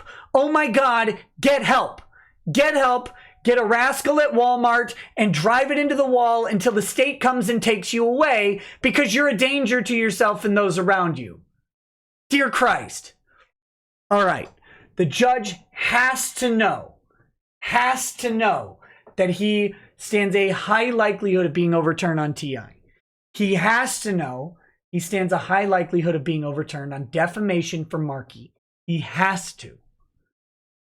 And the trial and the appeals court just might actually look at the evidence. Look at the evidence for conspiracy. Judge Chupp was asking for evidence of a specific conspiracy that Judge Chupp decided they must be talking about. That's not how it works. Conspiracy was to defame Vic. Conspiracies to defame Vic and drag his name through the mud and interfere with his contracts. All of those things happened. There's circumstantial evidence that parties engaged to a conspiracy. It's very possible that a trial court overturns on conspiracy. I think it's the least likely because conspiracy has a really high burden for pleadings, which is dumb that it has such a high burden, but it does because it's so freaking hard to prove conspiracy. It has a really high burden, but the judge has to be afraid of getting overturned on all counts. So, where do we start this? This is from Kid Thrival, and I'm going to reread his super chat just for the purpose of tying up this little tangent. Been here before with a judge who shot from the hip. Do you think Judge Chupp was shooting from the hip in that hearing? Kind of looked like it. I don't know if we're going to have that second amended petition. It kind of looks like this. Well, he's probably a public figure. I'm probably going to read these. I'm going to probably allow the affidavits because how will I ignore them? I'm going to probably do this, probably do that. Think he's shooting from the hip? He ran that hearing not like a TCPA hearing. He didn't ask. Here's the weird thing. Here's how a TCPA hearing goes. The defendants have to prove that the TCPA applies. Full stop. Defendants, this is what's in the law. Once the defendants make a preponderance of the evidence case that the TCPA applies, then the burden shifts to the plaintiffs. Let's talk about that. Here's how preponderance of the evidence works. They're making the claim that the TCPA applies. They bear the burden. So, defendants, make your case that the TCPA applies. Here's our evidence. Here's why we say, here's what the law says. Here's what the case law says. TCPA applies. Okay, over to plaintiff. Why doesn't the TCPA apply? Can you rebut any of this evidence? Do you object to any of it, which they should have done when they presented it? What do you do to challenge what they've said here? Because we're preponderance of the evidence. We're at a battle right now between these two things. And the one who's more likely wins. Hands down, if it's 50.001%, they win. They win. So all they have to do is provide that they have better evidence that TCPA applies. So you say TCPA applies because of this, this, and this, and this evidence. Now we go over to the plaintiff. Plaintiff says it doesn't apply because this, this, and this. I rule TCPA applies. Boom, done. Ruling done. Now, plaintiff has the burden to make a prima facie case for all causes of action. For every element of every cause of action. Plaintiff, start your cement truck and get going. We need to go through every single cause of action. You need to make a prima facie showing. Did Judge Chupp do this? No, not at all. Judge Chupp goes back to the defendants and says, why doesn't TCPA apply? Or no, why not that, sorry. Why doesn't the plaintiff meet his burden for a prima facie showing? I'm sorry, that's not how prima facie works. Prima facie says, if all evidence that is brought weighed deferentially in favor of the plaintiff makes out each element of the cause of action, then we have a prima facie case, if uncontroverted. Why is he going first to the defendants? That's an incorrect procedure. It's wrong. The defendants likely don't even get to controvert the prima facie evidence. They may challenge its admissibility, but they don't get to provide counter evidence. Not at this stage of the trial. That's not prima facie. Prima facie says, this is what they've got. And if all this is true, we've got a case, boys and girls. So he should have gone directly to Ty and say, make your prima facie case. Lay it out for me. Every element of the claim, the evidence that you've got needs to be clear and specific to those elements. Let's hammer them out. I'll make my ruling. Then, okay, I think we've got a case on these things. I don't think we have a case on these things. Now we go back to the defendants and say, you have an affirmative defense for these causes of action. make your claim for your affirmative defense. We're back to preponderance of the evidence standard on that affirmative defense. So then they make their claim because they bear the burden. This is what the law says. The burden shifts back to the defendants to make a claim for the preponderance of the evidence for an affirmative defense. So they make their argument, Vic gets a chance to rebut, and then they get a chance to answer again or revisit it, and then the judge makes a ruling. That's how this hearing should have gone. Did Judge Chupp do any of that? You guys have read the transcript. Did he do any of that? No. Highly, highly improper procedure. He doesn't allow the plaintiff to even make his prima facie case. The judge knows he gets hammered on appeal on this. He knows he does. He knows it.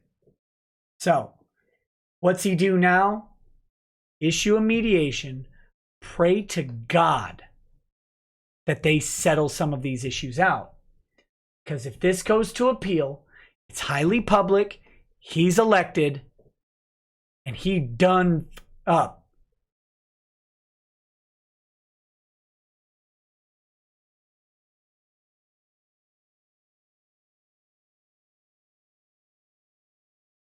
Panurge says prima facie is not an evidentiary standard, you moron. I don't think I said that prima facie was an evidentiary standard. You have to make a prima facie showing through clear and specific evidence. There is no evidentiary standard. The standard for prima facie, as stated at the hearing, as stated in the case law, you very big-brained individual, is quite simply the minimum quantum of evidence required to make a rational inference that a cause of action exists. That's it. That's what prima facie means under Texas case law. So I've said that over and over. If you misunderstood or if you misheard it, I'm sorry that you're stupid.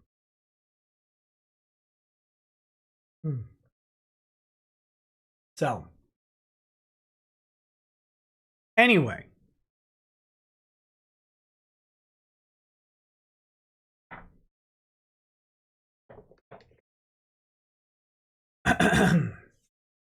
All right. So, where do we go from here? We've got Tucker saying, so do judges that are being appealed have any influence on the appeals court? No, they're not supposed to. Like, can he argue why his ruling should stand? No. No, and that's the thing. They review it de novo. So de novo, again, means with no deference given to the trial court's ruling. That's how they're supposed to review it. So 3 judges are going to look at the entirety of the record. They'll also get appellate motions. Those motions will likely summarize the record, right? So if you're Ty writing your appellate brief for the appeals court, you write, here's the record. Here is where this piece of evidence, this piece of evidence, this piece of evidence is in the record. They're going to cite to all of it. And then that's going to be how it goes. They'll cite to it, and then the appeals court will say, "Oh, okay. Well, we either have this in the record or we don't." That's that. And the appeals court, the other side, of course, will say, well, they didn't have it, and blah, blah, blah. They'll make their arguments, their legal arguments as to why the record doesn't exist in the way that it does. But a lot of stuff can happen, or a lot of argument occurs at the appeals process, but the judge doesn't have any say, and they're supposed to ignore any deference to the trial court at that point. Okay, Pyretto Riddle says, sorry, at Corono had some stuff come through my DMs. Nick, please check your DMs. Why do I want to check my DMs? Guys, I don't know if you know this, but I absolutely hate checking DMs in the middle of a show. It doesn't...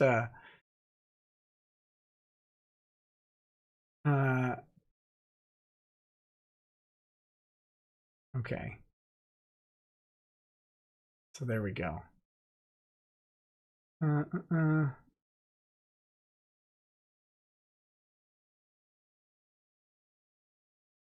right. Anyway. So that said, that's where we're at on this hearing. This was very unexpected. It's very unexpected, and I can give you simple evidence, right? I can give you simple evidence, and you guys can decide for yourself. Law Twitter has professed to know everything about the TCPA process, all of it. They know about every single thing in the TCPA process. They keep saying how they're better researched than everybody else. Ty's a moron. They know everything about it, right? Not once did they suggest that mediation would be ordered in the pending time between the hearing and the order. And the final order. Never. Never did they suggest it. Now, these are people who are claiming to educate everybody. Now, I do not profess to be a TCPA expert at all. I certainly don't. And I'm not going to suggest that I knew this was coming. This is a huge surprise to me. Let me let you in on a secret. This was a huge surprise to everyone. This is a huge surprise to the defendants. This is a huge surprise to Lemoyne. Lemoyne. He had no idea this was coming. He thought he was going to the courthouse to lick some con sluts. And then he gets PTFO'd into mediation. Nobody knew this was coming. Law Twitter never mentioned it once. Now they're all acting like, oh, of course this is why the mediation's occurring. This always happens just like this. Why didn't they say it? I've been hinting for a week that something was coming on Tuesday. Once did one of them mention that mediation would be ordered? Did one of them mention a closed door hearing? Did anybody? No. Not a single one of them saw this coming.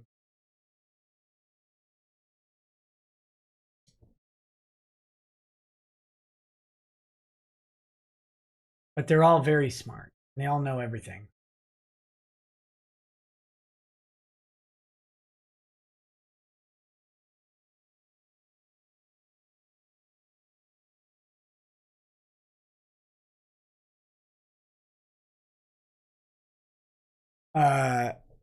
And that's where we're at. All of them suggest that this is the way it goes. Not the way it goes. Doesn't go the way, or they don't suggest that this is how it goes. Then when it happens, they're like, oh yeah, we knew this was coming. Of course, this is the obvious play. Don't buy it. I don't buy it for the life of me. They were too busy celebrating early. Yeah, I think that's the case. So anyway, that's the happenings of today, y'all. I'm very sorry that I did not have complete information about what would be coming today for the past week. I was hoping to get some information out of the defendants or one of their confidants about what was coming this week, just because I knew something was going to happen around today. That's about what I knew. And I was hoping that they would spill the beans. They didn't talk about it at all. None of them did. I think it's because they didn't know what Chupp would do. They didn't know what this kind of meeting meant. They had no idea. But now we'll see. We'll see how it goes. I would be surprised if we don't see a motion for reconsideration coming out very soon for Vic. I'd be very surprised on that, because I would expect that that's high on the agenda. But you know, we'll see, right? We'll see. I would think you'd want to carry that motion to reconsider. I think you'd want to carry that into the mediation.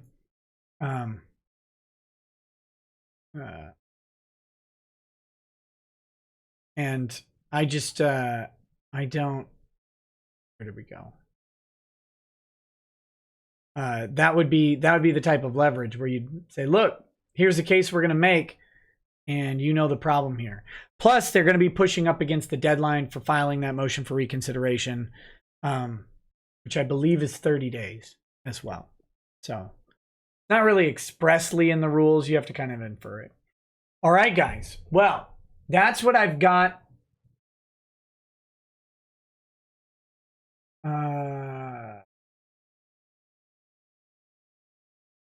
That's what I've got for today. Again, this whole thing was very, very strange. Out of the blue, unexpected. No idea what was going to come out of today. What came out of today is still unexpected. A mediation that brings Jamie Marchi in. And a little bird tells me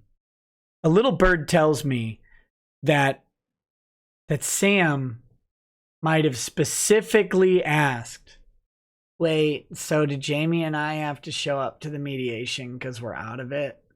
And the judge said, yeah, be there. So again, for all of the posturing, the attorneys getting paid to do the job seem a little bit flummoxed by what's going on.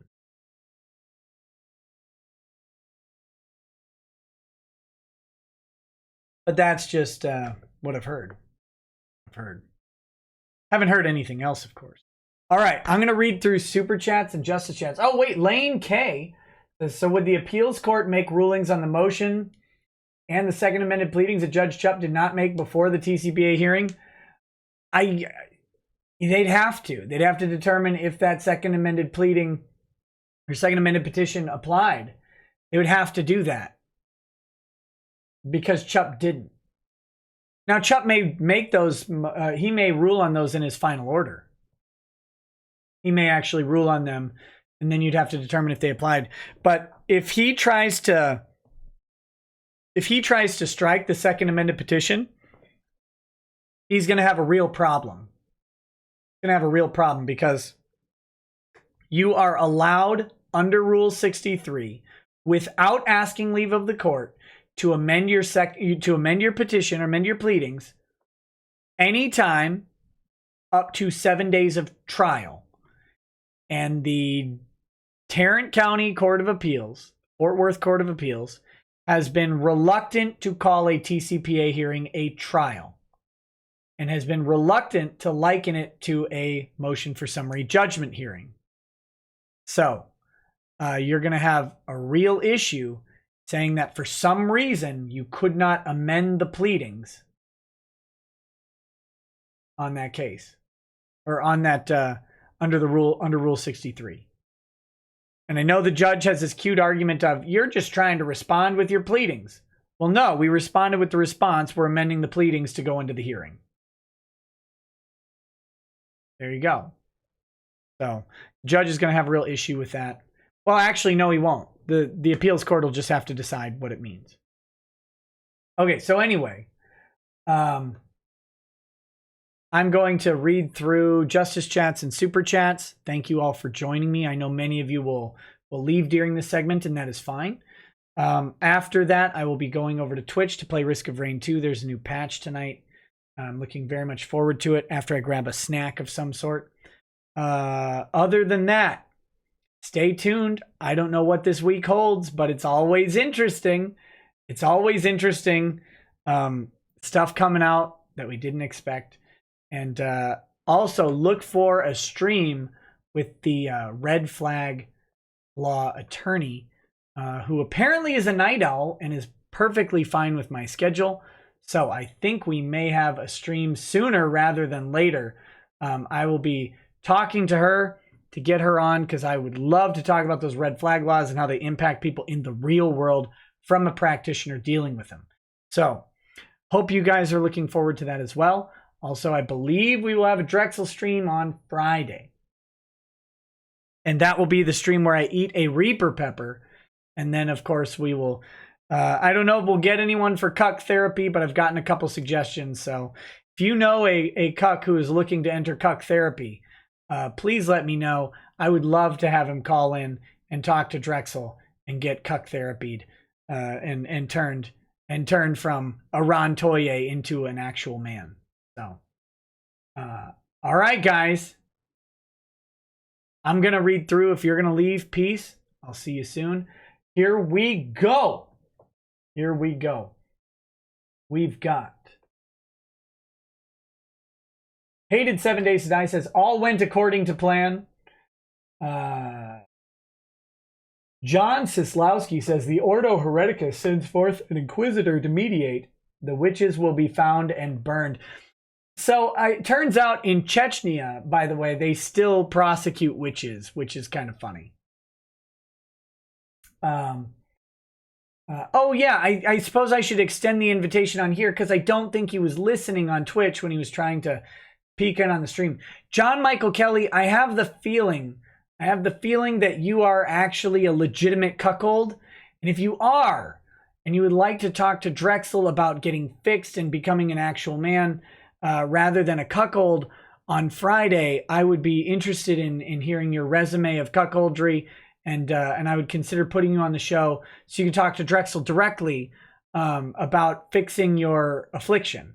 No, according to Drexel, and I tend to agree with him, he is wise beyond my years. He says that it is never okay to be a cuck. Never, ever okay to be a cuck. So John, if you still suffer from the affliction of cuckoldry and you want to go ahead and get fixed, we can do that. Also, A. Stallings, banal existence, you know you're out there, you ugly little thing. If you are still promoting your wife dating another person, if you are still out there promoting your wife dating and potentially having sex with another person, and you're talking about how you're okay with that empowerment of her or whatever it is that was going on, you very well-adjusted individual. If you would like to get cured of cuckoldry, please send me, go ahead and send me an email. I would love to, again, take a resume which lists out your specific qualifications as a cuck. Look, we only want a legitimate cuckold here, to talk to Drexel, and we could do the cuck treatment, and I think we could fix you. I don't know if it's too late, but if that's true, if you're still like that, if you're still happily promoting your wife's empowering relationships with another man, please feel free to contact me via email, and I will be glad to put you in touch with the Supreme Counselor. There you go. Hated 7 Days to Die says, we will not settle. It's not true. It's bullshit. We will not settle. We will not. Chadman says, did Chupp have to appeal his own decision earlier in the week of the TCPA? He doesn't have to appeal his own decision. He maintains authority to reverse his own decision if he wants to. Quazoom says, does the judge's order for mediation make it harder for Ty to file a motion to reconsider? He just has to consider if that'll tick off the judge or not. But I think you would have to file that motion to reconsider, or at least bring a proposed copy of the motion to reconsider to mediation. Also, when it comes to appeals, remember that Chupp threw out TI with prospective business for failing to prove evidence of damages on canceled contracts. Yeah, he threw out a lot of things that is very, very weird. Jamie's Vagstank says, when you crack 100K subs, can we get you to inflate your balls with saline? Probably not. I'm not going to stick a needle into my testicles to inflate them with saline. That sounds terrible. Terrible. I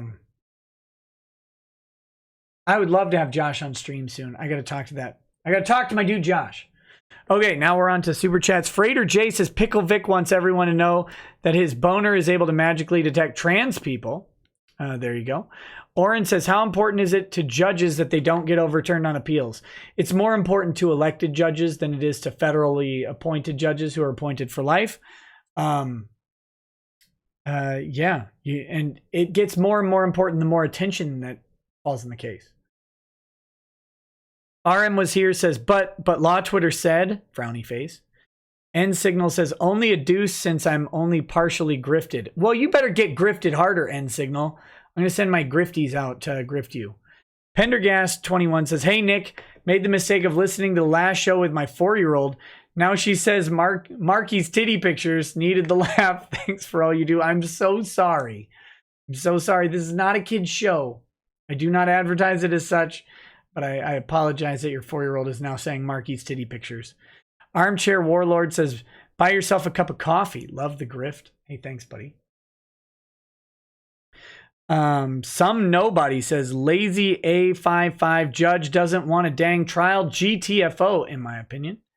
Nathan Kish says, recovering from my oral surgery and the pain is greatly reducing. Good, good. Thanks for the prayers, Nick. Take this pittance and buy the kids something sugary. I will. They love dum-dums, which is why they like me. TLJ Screwjob says, can Ty show this whole Grifsby leak to Chupp? I think Chupp will find it. I have a feeling Chupp will find it. Will Pesechny, man, says, if the lawyers all knew this mediation was coming, the $1,200 spent on the TCPA hearing transcript seems like a waste. Who's the real grifter? Oh, I think we know the answer to that. Me. Death Tree Origin says, what makes a good rat? I don't know. Check my Twitter. Oh my God, I don't wanna.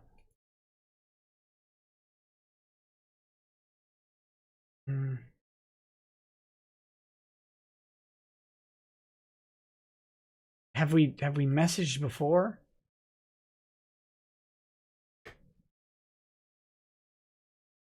Is it just that picture? Okay.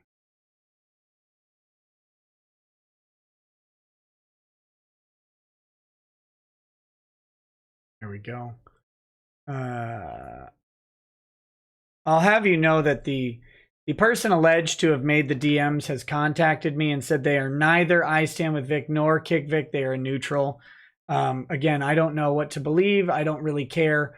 I just don't encourage that types of behavior. Okay, sorry. Back to EEF says, could the Kavanaugh thing be affecting the judge? Possibly. Who knows? Brian the Observer says, Nasser is trying to interfere with the Comic Wars Indiegogo. I'll start calling him Mark Waid Jr. It's a parody book and his likeness isn't even used.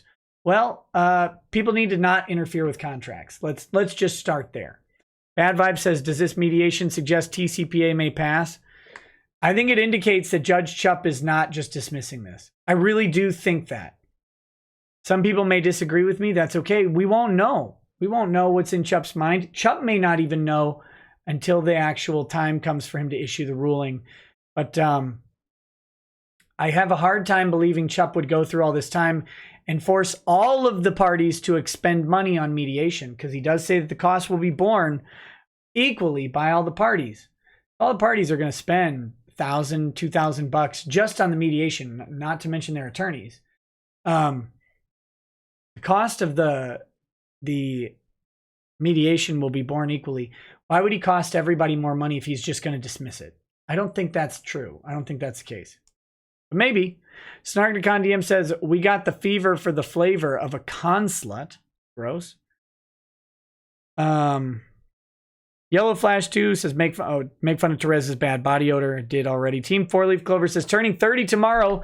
Last in 20s today. Have a drink for E. Hey, buddy. Congrats. Enjoy turning 30. Don't worry about it. It's not a thing. Super Saiyan Serg says, yo, Nick, when are you going to eat a ghost pepper? I'm going to eat a Reaper pepper, I believe on Friday, as soon as I have my co-host Drexel on stream. The Fly in Nick's Vault says, hi, Nick. I have a friend's birthday coming up, and I'd like to gift them either whiskey or vodka. My budget is 30 to 80. Any recommendations? Well, vodka, if you're going to buy vodka, get Tito's or get Ocean Organic vodka. I like that stuff. And I've been to the distillery, and they're good people. If you're going to buy whiskey, 30 to 80 bucks. Basil Hayden's. Don't get the Caribbean cask. Basil Hayden's, just get the bourbon. That's a great one. Basil Hayden's bourbon or Basil Hayden's dark rye. Very good. It's right in the middle of your budget. You can even get a Basil Hayden's and a Maker's Mark for probably close to 80 bucks, maybe a little more.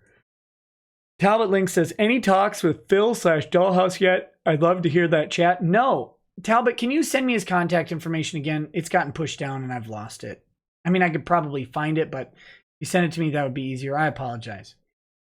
Snarknicon DM says, Nick sober equals mega boomer stream. Nick drinking equals better run show. The moral here is liquored up Nick is better at everything. Thank you. Who won the signed prints? I have to go through and calculate that out. Trent. Don't worry, I will make the announcement. I just have to go through and tabulate it. So, the Flying Nick's Vault says, thank you for everything and keep up the good work. Hey, you're welcome. Thank you. And we've got Ranstein Hernandez says, Jamie broke one of life's main rules, never celebrate early. David Bowser says, Marchi's right. A white man should be held accountable for his actions. His name is Christopher Sabat. Mike Lombardo says, what I find most interesting is that he'd include Marchi in the order. Really curious there. It is very, very curious. I would think maybe opt out. Like he could allow Marchi to opt out of it. Even if he was like, well, I want to give her a chance to mediate. And then her lawyer says, I don't really want to go. And neither does Jamie. Then he could say, okay, fine. You don't have to. If you don't intend on mediating, then that's fine. But no, he ordered them all. Underscore says, say in Lamoi's voice, I should have been the one to fill in your dark soul with light. Snarkdacon DM says, Lemoyne fears Mescator from He-Man. Gothic Nerd Chick says, I just pledged on Patreon. Excited for the Drexel stream. Can you showcase those cigars you said were Vic's favorite? I don't have any by me. They're upstairs. But I'll talk about them tomorrow in the chat if you want to join the chat, or you can ask me in DMs on Discord and I'll send you a picture. Kildeo the Horse says, where is Moronica's OG lawyer? Missing in action. Casey was at the hearing in the audience. He was at the hearing today as well. Narcticon DM says, Jamie sounds like Dino from the Flintstones. Brian W says, possible Chupp intentionally dismissed Marchi's claim so he could see how she would react in the interim. I don't think so. Ace, bunch of numbers, says, do you think Chupp realized he messed up bad and is trying to mitigate taxpayer costs by trying to keep an appeal from happening? I don't know if that's the reason, but I do think he realized that he messed up. I really do. Kiroku says, what would Ty going scorched earth have looked like? I don't know. Magnus Genesis says, how often do you add people from New Project 2? I addressed this earlier. If you're on New Project 2 and you don't have Discord access, you're $5 plus. Email me tonight so I can get you added. Mike Lombardo says, dear Jamie, arrogance destroys the footholds of victory. I sure hope you're back in. Indie Visualist says, it's the dog law. Feds dictate how long they can be on the road. Not sure of trucks, but after the limit, trains are stopped wherever it is. Travis the Bard says, I should learn to just watch this on PC. Phone is horrible for typing. I agree. No one important says, don't worry. After all that came out, the tweets and how they treat their fans, I don't want to be anywhere near these kind of people, Marchi Real, etc. Oh, yeah. Yeah, they've gone ahead and done enough damage to their own brands like morons, calling their fans racist, hateful, sexists. Riggy R says, for you, Nick, whiskey drink happy face. Hey, thanks, buddy. EEF says, did Duchette block everyone fearing what's coming? I don't know. Mario Carter 13 says, don't worry, I double bagged it. Chupp to Conslut. From Eggman says, so since Kick Vic doesn't want to negotiate, they want Vic to commit rope neck in Minecraft. What happens when they fail to mediate with Vic? Nothing. The judge will rule. And I have a feeling the judge will hear how they all act in mediation. If I had to guess, the judge will hear whether they were cooperative and, willing to come to the table, or if they were just standoffish and pissy. But who knows? Individualist says, Law Twitter has Captain Hindsight's power from South Park. They can tell you what you should have done after the fact. Cass Michael says, I'm a trucker too. My girl and I team and swap when we get tired every 10 hours. We each have over 1 million miles. No accidents, tickets, violations. We drive cross country. Hey, thanks, buddy. I really do appreciate safe drivers. Asphyxiation says, well, because you told me you'd open the box next time Drexel was there. I'll give you $20 if you dip the chili in the Vegemite. Well, we'll see. Yoko Karama 62 says, I think Chupp didn't do his homework on TCPA law until after the hearing. I think that may actually be accurate. Talonseer says, it sounds like our version of Pickle Rick is Liquor Nick. Sakaki Onsai says, the way that Kick Vic Law Twitter has been moving goalposts today, you'd swear they were the Minnesota Vikings. Duchette's role is that of the football. Well, I guess he likes getting punted and handled by men. RW Bimby says, Marchi in mediation must pay her cut for it, lol. Yep, she has to pay her cut. And that's that. All right, guys. Here we go. Let's get this outro playing. Wow.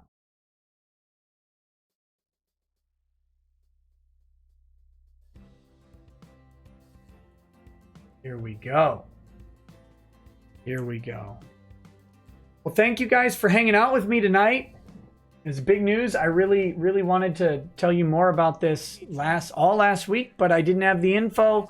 Couldn't verify all of it. Knew something was coming. Waiting for today.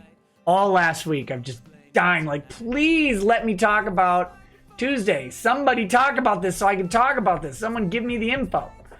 But here we are. All right, guys. I'm going to peace out. Come join me. Come join me on Twitch. Follow me on Twitch if you haven't yet. Just, even if you never watch Twitch, just go follow on Twitch just to spite Maddox's follower count. That's one of my personal joys in life, is to just dump on him a little bit. Just for fun and passively. So, all right, guys. Thanks for hanging out tonight. I'll see you tomorrow. Topic to be announced. Peace. Peace. Tonight, from the white shores of Nan to the hills of Glenlivet, there's no one who explains the thought better than Nick. So pour out a glass for the ones who have passed to make the law what we are now. Oh, the guests are all planet folks from Dundee to Drexel.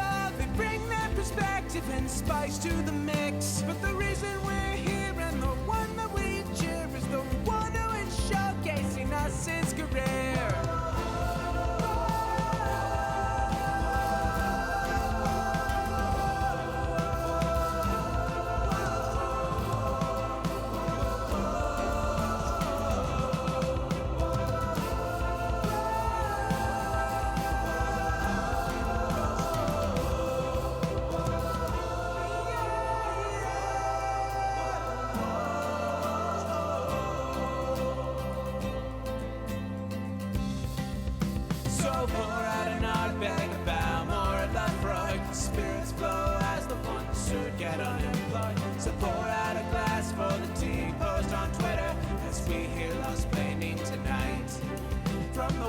Shores of Nan to the hills of Glenlivet, there's no one who explains the thought better than Nick.